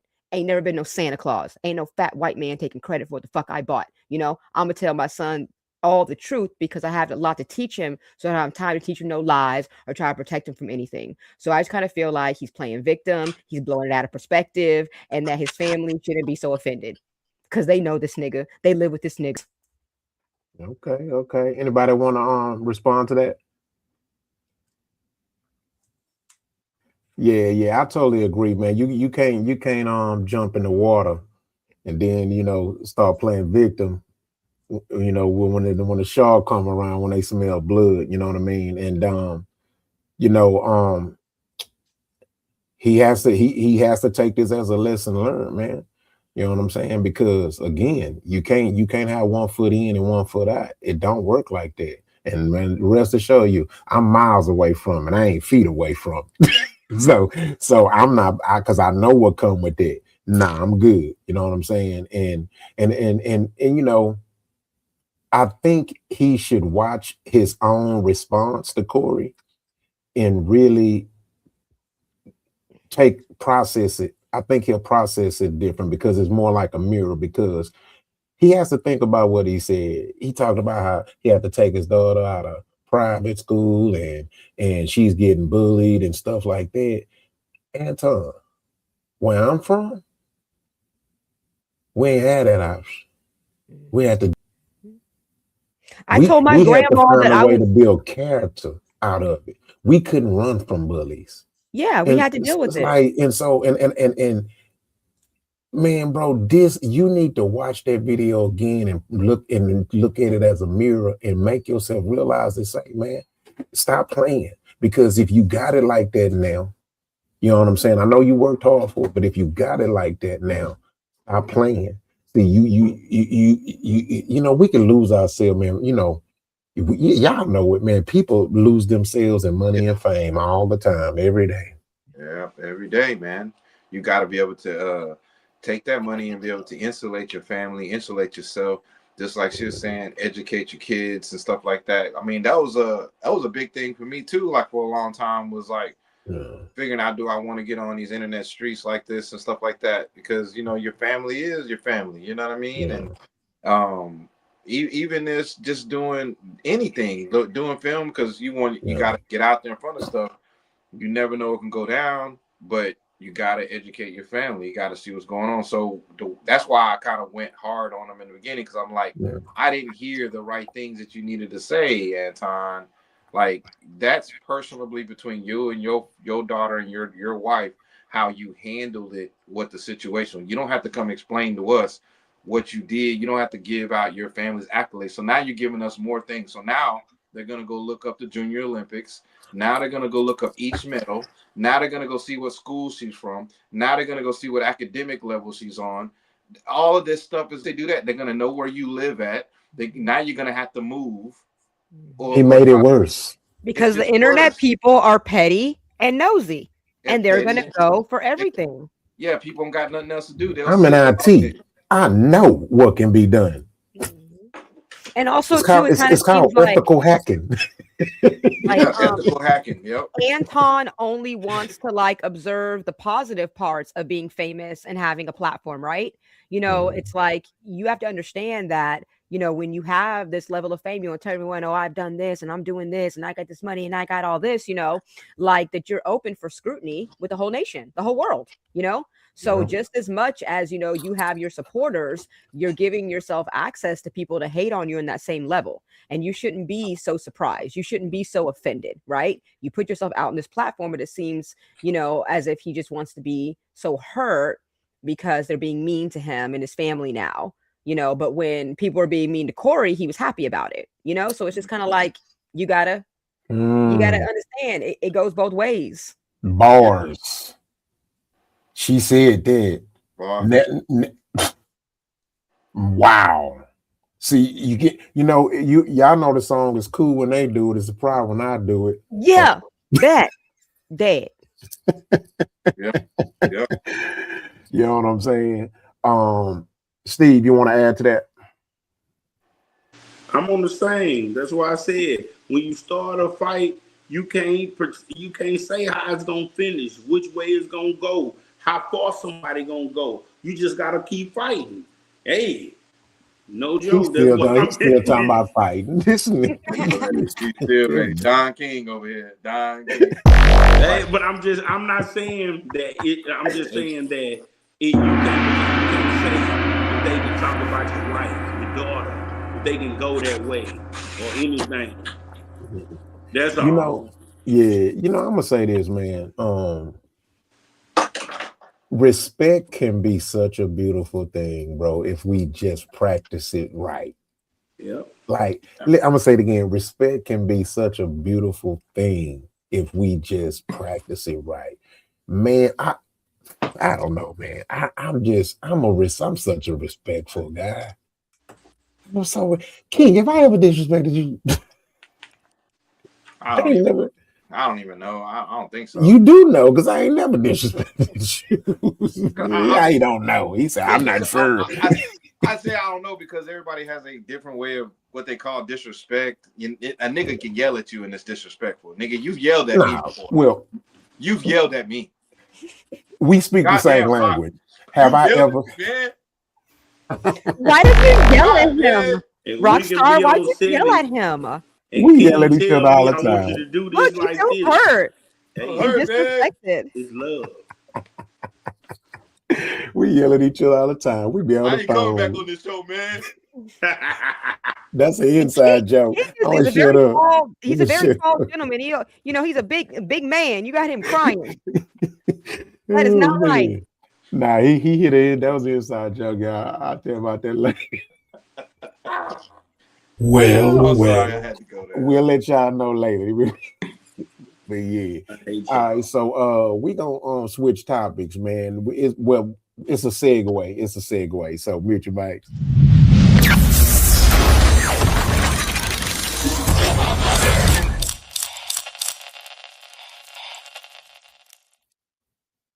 And get into it. But before we start the show, I want to go ahead and address the whole Corey Holcomb situation. All right, the whole Corey Holcomb incident. Now, 2 weeks ago, I was told that I was going to go on the 5150 show. And I was excited. All right. I was excited about going on the 5150 show. Last Tuesday, I got on the plane to go from DC to LA. I got to the 5150 studios at about 8 p.m. Pacific time. I met Corey Holcomb. I was introduced to him. He shook my hand. Then about, I want to say 5 minutes before the actual show started, I was told, I can't go on the show. I said, okay, cool. Then I was told that I could sit on the set, but I have to sit off camera. I said, okay, cool. And that's where I sat for the entire duration of the show. You know, see, this more of on Anton's part because on another man's show, 150, excited there, and Anton Daniels. And as you know, what happened, because it went viral. All right, so if you guys want to see all of that, you can go watch it where. All right. But with all that being said, as that's going on, when it becomes abundantly clear that it's time to go, myself and security go ahead and start to leave. When I get to the door, as I'm going out, I hear Corey Holcomb say, yeah, leave with your security and your bitch. And I'm not going to lie, I was shocked. Because it's very unfortunate that I would be called the B word. She should be shocked. I think she should be. I think she has the right to feel how she wanted to feel because it was directed at her. But actually, that was more of an attack towards Anton Daniels, rather an attack at Mika herself. Because the issue is for the show to one he brought it up, he brought wife in this like who, and if she that's on Anton woman to pull because 5150 and Corey Holcomb. Last year here in DC, I literally went to a Corey Holcomb show. So when I found out I was going on 5150, I was like, oh, This is exciting because I just went to see a show. And now I'm having this experience. So it was very unfortunate. Not only that, I hear explain the bitch and this bitch on my show. I'm telling you, Anton Daniels did not run this across Corey Hoke to bring some. I don't know. I guess it let her know he see Corey Hoke, but I would apologize. I don't think it was more fighting words. Alluding to the fact that I'm just here and it's somebody's side chick. And I'm nobody's side chick. So it was very unfortunate and very hurtful. That I can tell you. That I wonder who she keep looking at.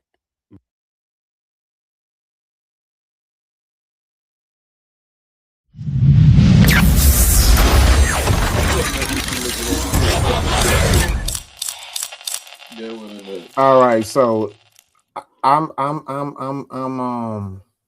this was a battle for me deciding if I wanted to speak first or let y'all take the flow because I don't know what's gonna come out black people's mouth.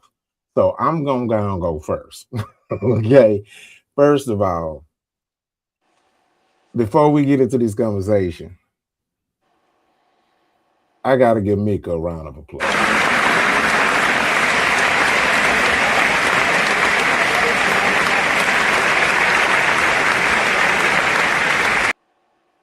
Yes. Look, here's the thing. Anton is Anton, Mika is Mika. First of all, Mika's a very beautiful lady. Let me give her that props. You know what I'm saying? I gotta say that it is what it is. But I've met a lot of beautiful, ugly women. I was shocked. I'm not gonna lie to you. And to me, it was a breath of fresh air in these modern Western times. And so what I saw was a young woman who was highly disrespected, even though she was basically collateral damage. You know what I'm saying? It was collateral damage because I know Corey wasn't specifically aiming at her. Disrespect was in the equation, and so he was like, "F you and whoever you with." I get it, but what I wanted to talk about was that I don't know, bro. I love the power of femininity, dog. This woman was highly disrespected, and for her to go on her own show, talk about, she could have ran it. To me, this was the ultimate form of femininity. And I just have to give her props on that because we are living in modern times and some of these women they talk and act worse than men. And so, hey, I got to give her props, bro. I have to, but y'all can go where y'all want with it, but I'm going to give Miss Mika props. I loved it. I enjoyed it. And I'm going to add to this and then we can talk about it. What I question is this. You responded and you were highly hurt about what Corey did. But I'm concerned because I'm wondering if you are going to be highly concerned about who you came there with, because he put you in the line of fire. You should be having a conversation with Anton because that wasn't cool. And I'm gonna let y'all go now. Who want to go first on this? But that's my thought. So I think Christian should go first. Yeah, me too. That's how I feel like. Yeah, and then we'll bounce off of her. She's the woman. So let's go. What's your thoughts on that? Okay, I feel like, Anton was definitely the problem. because everybody knows that Corey is not gonna not allow something that he didn't know was going on. I really feel like Anton like didn't read the room. Like he just really thought he could roll up and be like, oh, by the way, because she's a young, beautiful woman, he'll just let her come on the show, you know? And so that was the first thing. That's the reason why she was put in that situation. I completely, you know, understand and respect that people have certain levels that they set for themselves. You know, like I think that if she feels, you know, him being called a bitch is a high level of disrespect and she doesn't like that, that's valid. And I would never try to change her opinion on that, you know? And like you said, you know, there are a lot of women who are not like that. Like me personally, that doesn't offend me at all. You know, I don't care. Even like being from South Louisiana, you know, about to be on Mardi Gras, coming down Canal, some guy be like, hey, what you doing, you little red bitch? You know, you heard me, little, you know, and that's just how it is. You know what I'm saying? It's actually, and you turn it right. I'm good, little daddy, you know, it's not a negative thing. So I understand that she takes it that way. You know, I just feel like words have the power that you give them. You know, not taking away from her, think that she did a great job explaining herself and explaining the situation. She did nothing wrong. I feel like she was sold a wolf ticket, but I also feel like, once again, if you're going to be in this world, you got to have a tougher skin. And being called a bitch and you know what's going on, like Rockstar said, he's mad at you. Fuck you and all your niggas, everybody. You know what I'm saying? She understands it wasn't directly like him looking at you, Mika, as a person. You are a bitch. You know, you're just a bitch because you're with a bitch nigga to me right now. And that's it, you know? And so I don't think it's right, you know, for men to call women names and things like that. But also, too, doesn't really affect anything. One monkey don't stop the show. Like, grow up. But I'm happy that she was able to explain herself and articulate herself in a very positive and nice way and not drag anybody through the mud. Yeah, that was dope. I mean, and even the guy who did the review, because he did my job for me. I'm glad I ain't have to go do that and set it up. So that's why I use it. He said the same thing. He was like, bro, I am so like, he was like, I'm so appreciative, like how this woman showed so much class in the midst of disrespect, bro. And it's like, it was cool to me, you know what I'm saying? You know, some of these women out there rah, you know. They talk worse than guys. So me, well, you can. I ain't gonna say you. But I can code switch. Yeah, and ain't nothing wrong with that. But who knows how she could? Where we know she could probably go there off camera, out of the pub. She's from Baltimore, so I know she's capable too. But the fact that she showed such a high level of professionalism, I hate to say it, she showed more professionalism than Anton did. Yeah, well, more than Anton and Corey, because both of them they displayed a bunch of unprofessionalism on the show. But who would like to speak on this? What's y'all thoughts on that? Well, Steve, you got something? Well, shit. I mean, just hearing what she's hearing right there, I can agree with you what you're saying. But I think that I didn't get the chance to hear the whole Mika thing. I don't follow Mika. I don't know the videos and none of that stuff about her. I see her on the show, and I think she's more of the she is having more of the feminine type of vibe that she pulls off. So cool, yeah. But I think, like Christian was saying, you know, she got to be able to read a room and understand that Corey was talking to Anton. You know, you just happen to be, you know, if it was a nigga that he would have said, yeah, you and your bitch ass nigga leave. You know, he would have said that. You know, that's what I think that would have happened with there. So I think if she's trying to put herself in a position to be able to have maybe an interview with Corey, because I see that she has like a podcast situation there or whatever it looks like background. Maybe she's trying to make some sort of common ground to be able to still have an open dialogue with Corey outside of Anton. Maybe that's there. I think that she presented herself well to be able to do that. But like you said, Rock, hopefully behind the scenes she is talking to Anton. Hopefully she can put some sense in him, and maybe that is the weapon of the nurturing of a woman can calm a man down and everything like that. But you can definitely tell that she doesn't want to burn a bridge with Corey. She doesn't want to burn any bridges with him. Right. You could tell that she's playing the game of that. Of course, yeah. She's staying in position. And You know, okay, my bad. You know what else I wanted to say too? What? I'm thinking from a psychological standpoint, because again, sometimes when I hear y'all talk, y'all provoke thought as well, right? So this what came into my mind. When I think about what she said and how she said it and how she explained everything, you know what else I think too may be the situation? I think that she may, without admitting it to it, right? Like it's like, for example, like if I have a bad kid, I ain't gonna go tell everybody bad. I know he bad, but I ain't gonna go publicize it. It seems as if she knows, like, yeah, he effed up. What he did wasn't cool, but if I'm a good friend, I'm not gonna publicly blast you. We'll just handle it behind closed doors. Could I be, you know what I'm saying? Did y'all sense that a little bit? That's the sentiments I got. That is definitely an option. It is valid. And I want to land my plane on this whole conversation, this whole era, this whole chapter, the Anton Daniels chapter, the Corey Holcomb chapter, the At My Mama's House dissecting the chapters. I want to land my plane because I'm pretty much done with this conversation. We could talk about more, whatever, but black man, we sincerely need each other.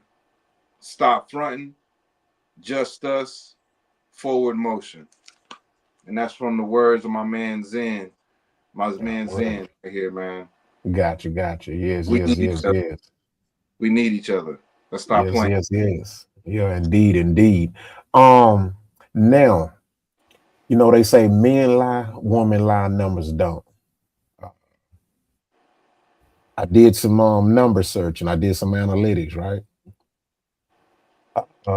This is not me, because to me, nobody won. But if we're gonna go based off, if we're gonna play the who won, who lost game, let me give you a few numbers. Let me go to it real quick.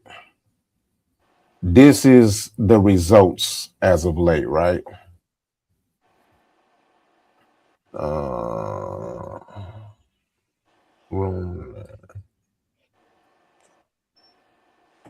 Okay. Before the Corey Holcomb interview, Anton's Room 9 subscribers was 101K subscribers, right? I'm gonna say it again. Before the Anton Corey beef interview, Room 9 had 101K subscribers, right? On average, the most people that are in Anton's room at one time on one of his shows is like maybe 2,500, right? Which is good. That's good. It's not about a bad thing, right? Since then, his subscribers have not went up once. His average live watch time has not went up. These are numbers. It's not me. These are the numbers. Now, since the Corey Anton incident, Corey live that he went on yesterday toppled everything he did before. He had over 30-something thousand people on the live stream. He had never got close to that. He had never seen no numbers near close to that on his live stream.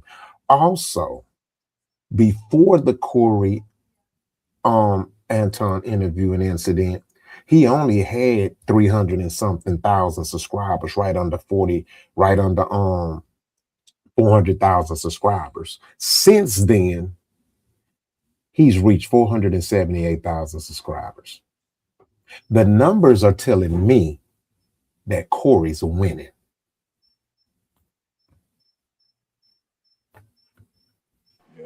Men lie, numbers lie. I mean, men lie, women lie, numbers don't. Huh? Winning in controversy and stuff like that, but I don't know. I'm just gonna say he is actually winning because he has a bigger platform.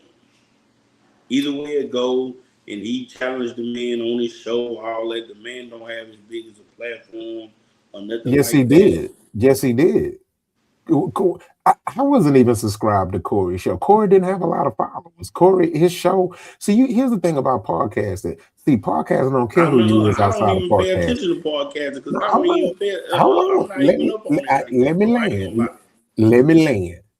I just want to just let it be known. When it comes to podcasting, podcasting does not care who you are or were outside of it, right? We got some of the most legendary people who are known and successful in movies or whatnot or everything that comes into podcasting and fail. Flopping, flip, flop, flop. Flip flop. I'm talking about sports legends, Golden Globe, First lady, Oscar winners, President's first lady, Michelle Obama, Jada Pinkett. Bro, podcasting do not care who you are. You could have sold 20 million records. Man, podcasting don't care. So his comedy, his comedic career, it wasn't successfully crossing over in the podcasting realm, and especially not from a monetary point of view, because Corey is a millionaire. He has money. So the reason he's been so consistent in doing it because it's just simply what he loves and he don't want to fail, which is a good thing. But the money, I'm telling you, bro, the money Corey's getting off of off of YouTube, bro, that ain't no money to Corey. I'm telling you, bro, it ain't no money to Corey, dog. It ain't no money, dog. It might be some money to me. I don't get into people's pockets because I don't know their pockets, so I'm gonna leave it at that. Yeah. Well, you got to think about it like this. You got to think about it, not that we're getting in anybody's pockets, but you got to think about like Corey is probably maybe a couple of handshakes away that he could have his own Netflix special comedy. He's a couple of handshakes away from that. You know what I'm saying? That's the type of thing. Anton Daniels, he's probably, I don't know, maybe a couple of derogatory statements towards black people away from being on Fox News to get hired. Yeah. That's about as high as he gonna go. And that's what I'm saying. Corey has Netflix specials. I mean, you talking about this guy could do one Netflix special and make more money in one Netflix special than Anton made in 5 years or 10 years. Like the checks he gets is just it's not the same. It's not the same. Not the same equivalent at all. And Corey got old money. And the gene pool of character friends that he gets to. I mean, the nigga. How can if I can have an argument and I'm supposed to be scared of this argument, I'm glad. If I can have the argument I'm talking about is if I can have a Dave Chappelle, I'm supposed to be mad at Dave Chappelle argument. Like that's one of my people I spar with is Dave Chappelle. I'm in a different playing field than you, bro. Yeah, and then also I want to add to this too, Steve, because like again, it's not about the money. It's what led me to this conversation is that we and I'm only going on facts because we heard Anton say this himself. His whole purpose was to get a bag and come up and take advantage of the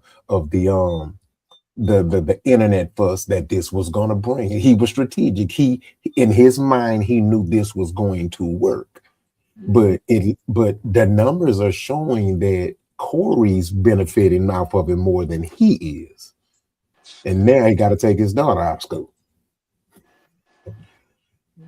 All money not now good money. Now look at you. All money not good money, man. It sure ain't. Yeah. Yep. But that's pretty much that, man. I'm gonna be done. I'm like King, I'm done with this after that. You know what I'm saying? But hey, Anton said he done. Yeah. he said it in the interview. I'm done. I quit. I don't want this no more.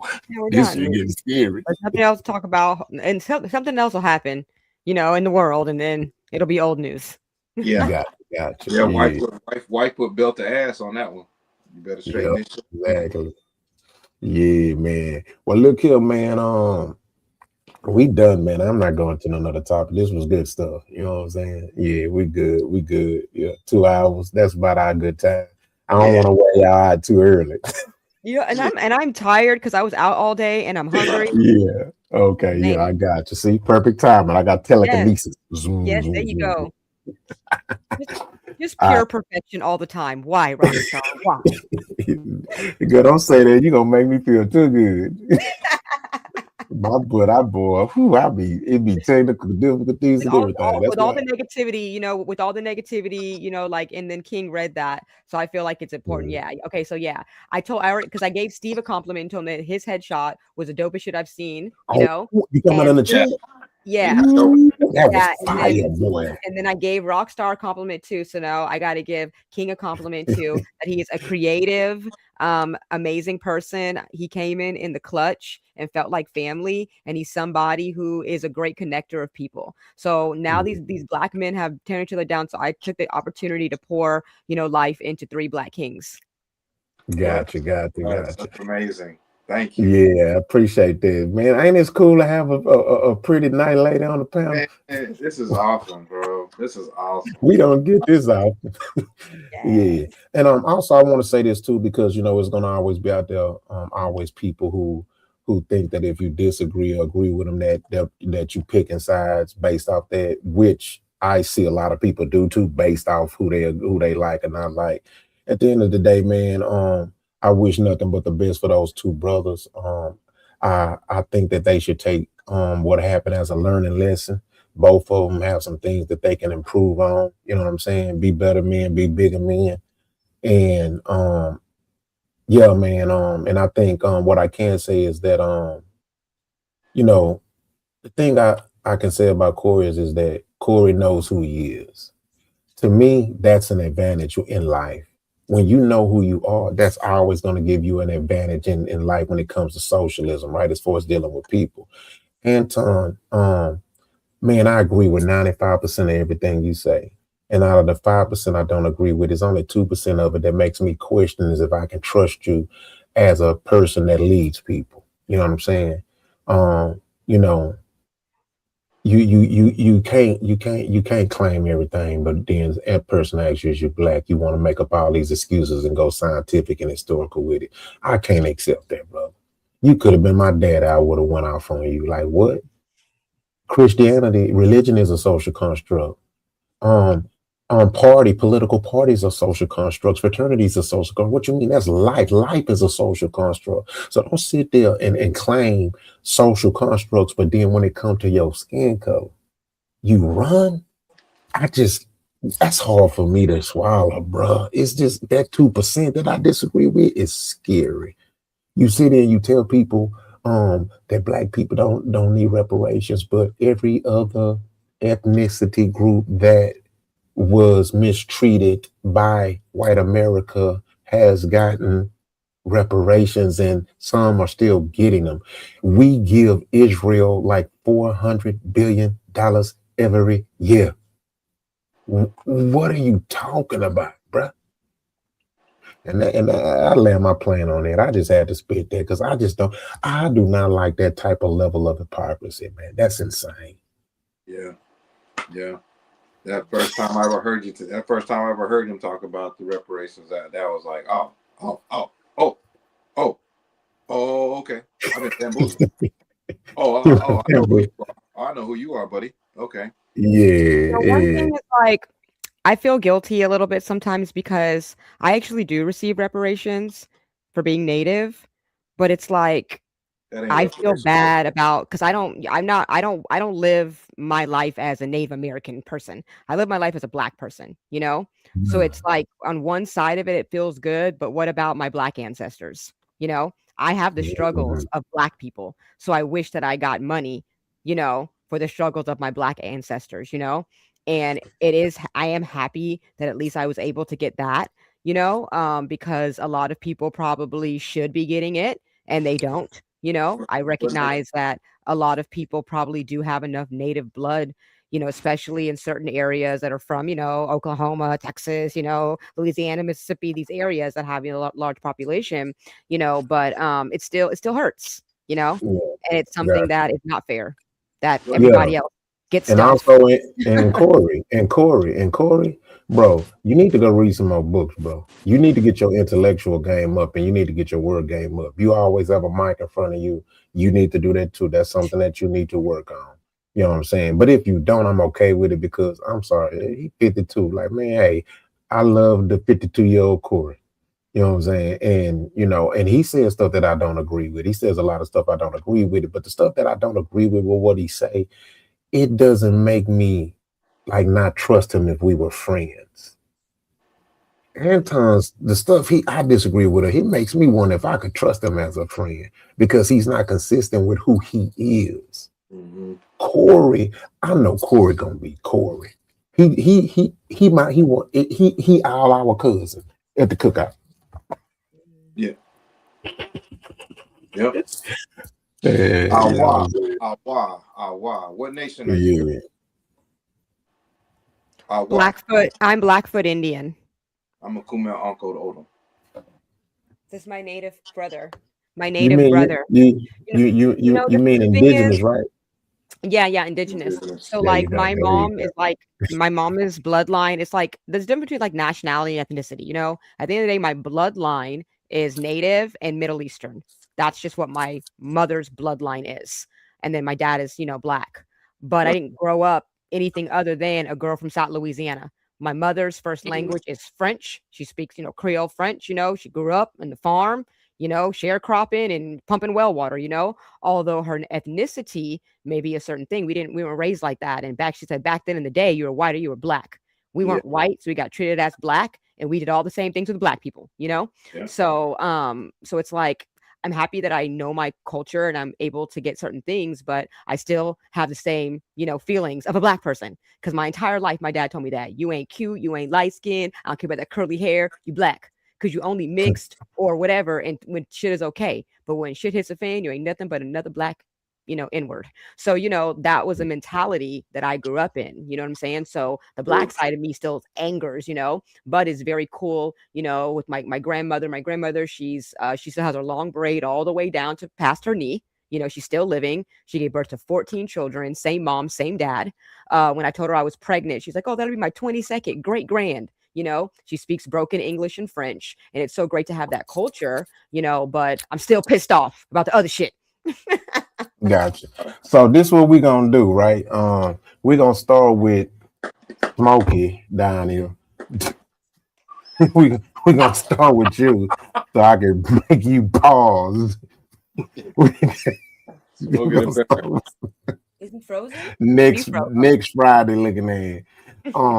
Steve, let them know who he is, where they can find you, and then also tell the people something you think about that's good about the show that's worth watching. Man, everything about the show is worth watching. Hold on, People with real identities coming in and talking about what it's really about. I'm gonna start off with it. I don't care. I'm gonna go backwards. But I'm just saying that was the realest thing about today's show. Everybody got to show them. Yeah. I love y'all. I ain't gonna lie, and it's real. And everything we've been talking about been real. Yeah, man. Hey, man. And I'm gonna go from there. Steve Reese. Hey, man. Everybody know Facebook, acting, everything. All you gotta do is put me up on Tubi. Anything on any live search, and it comes up. And it's love across the board for everybody on here. Rockstar, Kane, Kristen. Hey, everything up across the board. Much love. Mad love, bro. All right, Yogo King, same thing. You can choose your order. Oh, yeah. No, mad love, Steve. Thank you for that, Yeah, man. mad love, Steve. Yes, sir. Mad love, man. At my mama's house, I really like the conversations that we have. Like I say, when I go on my lives right before we go live on this show, I tell people we're not on this show just to be confrontational. We're actually having real conversations. We're actually talking about real topics and having real discourse between 4 million people. You know what I'm saying? Because each one of us, like Rock was saying, when I first got on this show, which I'm coming up on my year here, I think next month in February, I believe. So like he said, when I first started, be you, be authentic, because your thoughts represents 1 million people. You know what I'm saying? What we talking about. And I liked how we break down. I think that was something new, how you started breaking down the clips and the shows, because you get one-sided biased stuff whenever these people make their own clip and you just watch the little short clip of some original long form video. But I like how we broke down that, so that way the people watching, they can get a good viewpoint on it, we can get a good viewpoint on it, and it gives us something to talk about as well. So me, I'm the filmmaker's filmmaker. My name is Kane King, and I want y'all to go watch Hewwood as much as you can. Chapter 1 is amazing. My man Reese is in chapter 2. The trailer I got done literally just before I got on the show today, and the trailer should be hitting the airwaves sometime in February, the beginning of February. And I think Steve Reese is going to be really proud of me on that trailer when he sees it. Honestly, he steals the show. So we gonna have Hewwood chapter 2, the exchange of powers, coming out sometime late spring.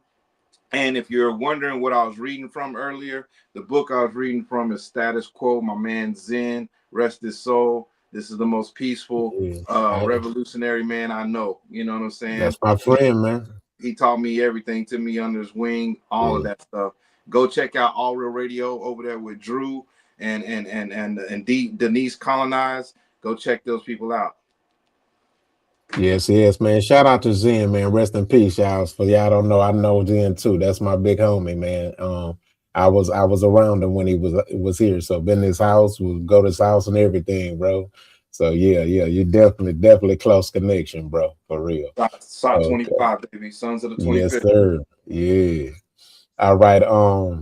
Miss Christian, same thing, and then take us out, but you can choose whatever order you want. Okay. Yeah. Well, I mean, what is okay? But you remember the questions, right? Yeah, just Okay, like go why ahead. someone should watch the show. Yeah. Okay. So I mean, I'm new. It's my second time here. I think that it's fun. It's different perspectives, you know. I think that, I mean, you should watch it because of me. I'm like, it's like, oh my If it God, had not been for the Lord, I wouldn't have not have had a. I don't know. Sugar and spice are not the only things that I'm made of. I'm an anomaly. I'm like really cute and really small. I'm like 5 feet and 100 pounds, but I talk really loud and fast, and I'm really smart. So like, I just think I'm lit, and no. But I mean, I'm having a good time. You know, like I literally like watch, you know, court TV and eat at night, you know, but I've been doing this and having a good time. I think everyone adds value, good perspective. It's a good space to be able to discuss and bring up different topics, you know, so I think it's fun. And I think others would think it's fun too. So, yeah, I am Kristen Olivier Renfro. You can follow me at Coming For You Kristen on Instagram. You can check me out tomorrow on Afro Vibes TV and Radio. I'm going to be having an interview with legendary member of H-Town Shazam, talking all things H-Town and his new music. So definitely check me out there and follow me and DM me and say, what to do, boo. I promise I'll message back. And make sure I'm gonna need to get that link for you too, because I want to support you. I want to check that out tomorrow too. So yeah, so send it in the chat if you can. Send the link so we could have it ahead of time. Oh, I would love that. Thank you so much. Okay, so with that being said, y'all, we want to thank everybody for watching another episode of My Mama's House. It's your boy Rockstar, the host. Please make sure you like and subscribe. Also, we want to make sure that you join our member panel. You know what I'm talking about? We got three different options. You choose them. We will be sending you free merch as well, so we're working on that right now. Make sure you go check out Hillwood, you know what I'm talking about, and then also make sure you check out Christian, her show with H-Town Shazam, and also with Steve, you know what I'm saying. So we're definitely promoting. Also, for those anybody that need any boxing training or fitness training, just DM me as well. Go to Rockstar Boxing. On Instagram, it's at Rockstar Boxing. That's ROC without the K Boxing. All right. And we are out. Yeah.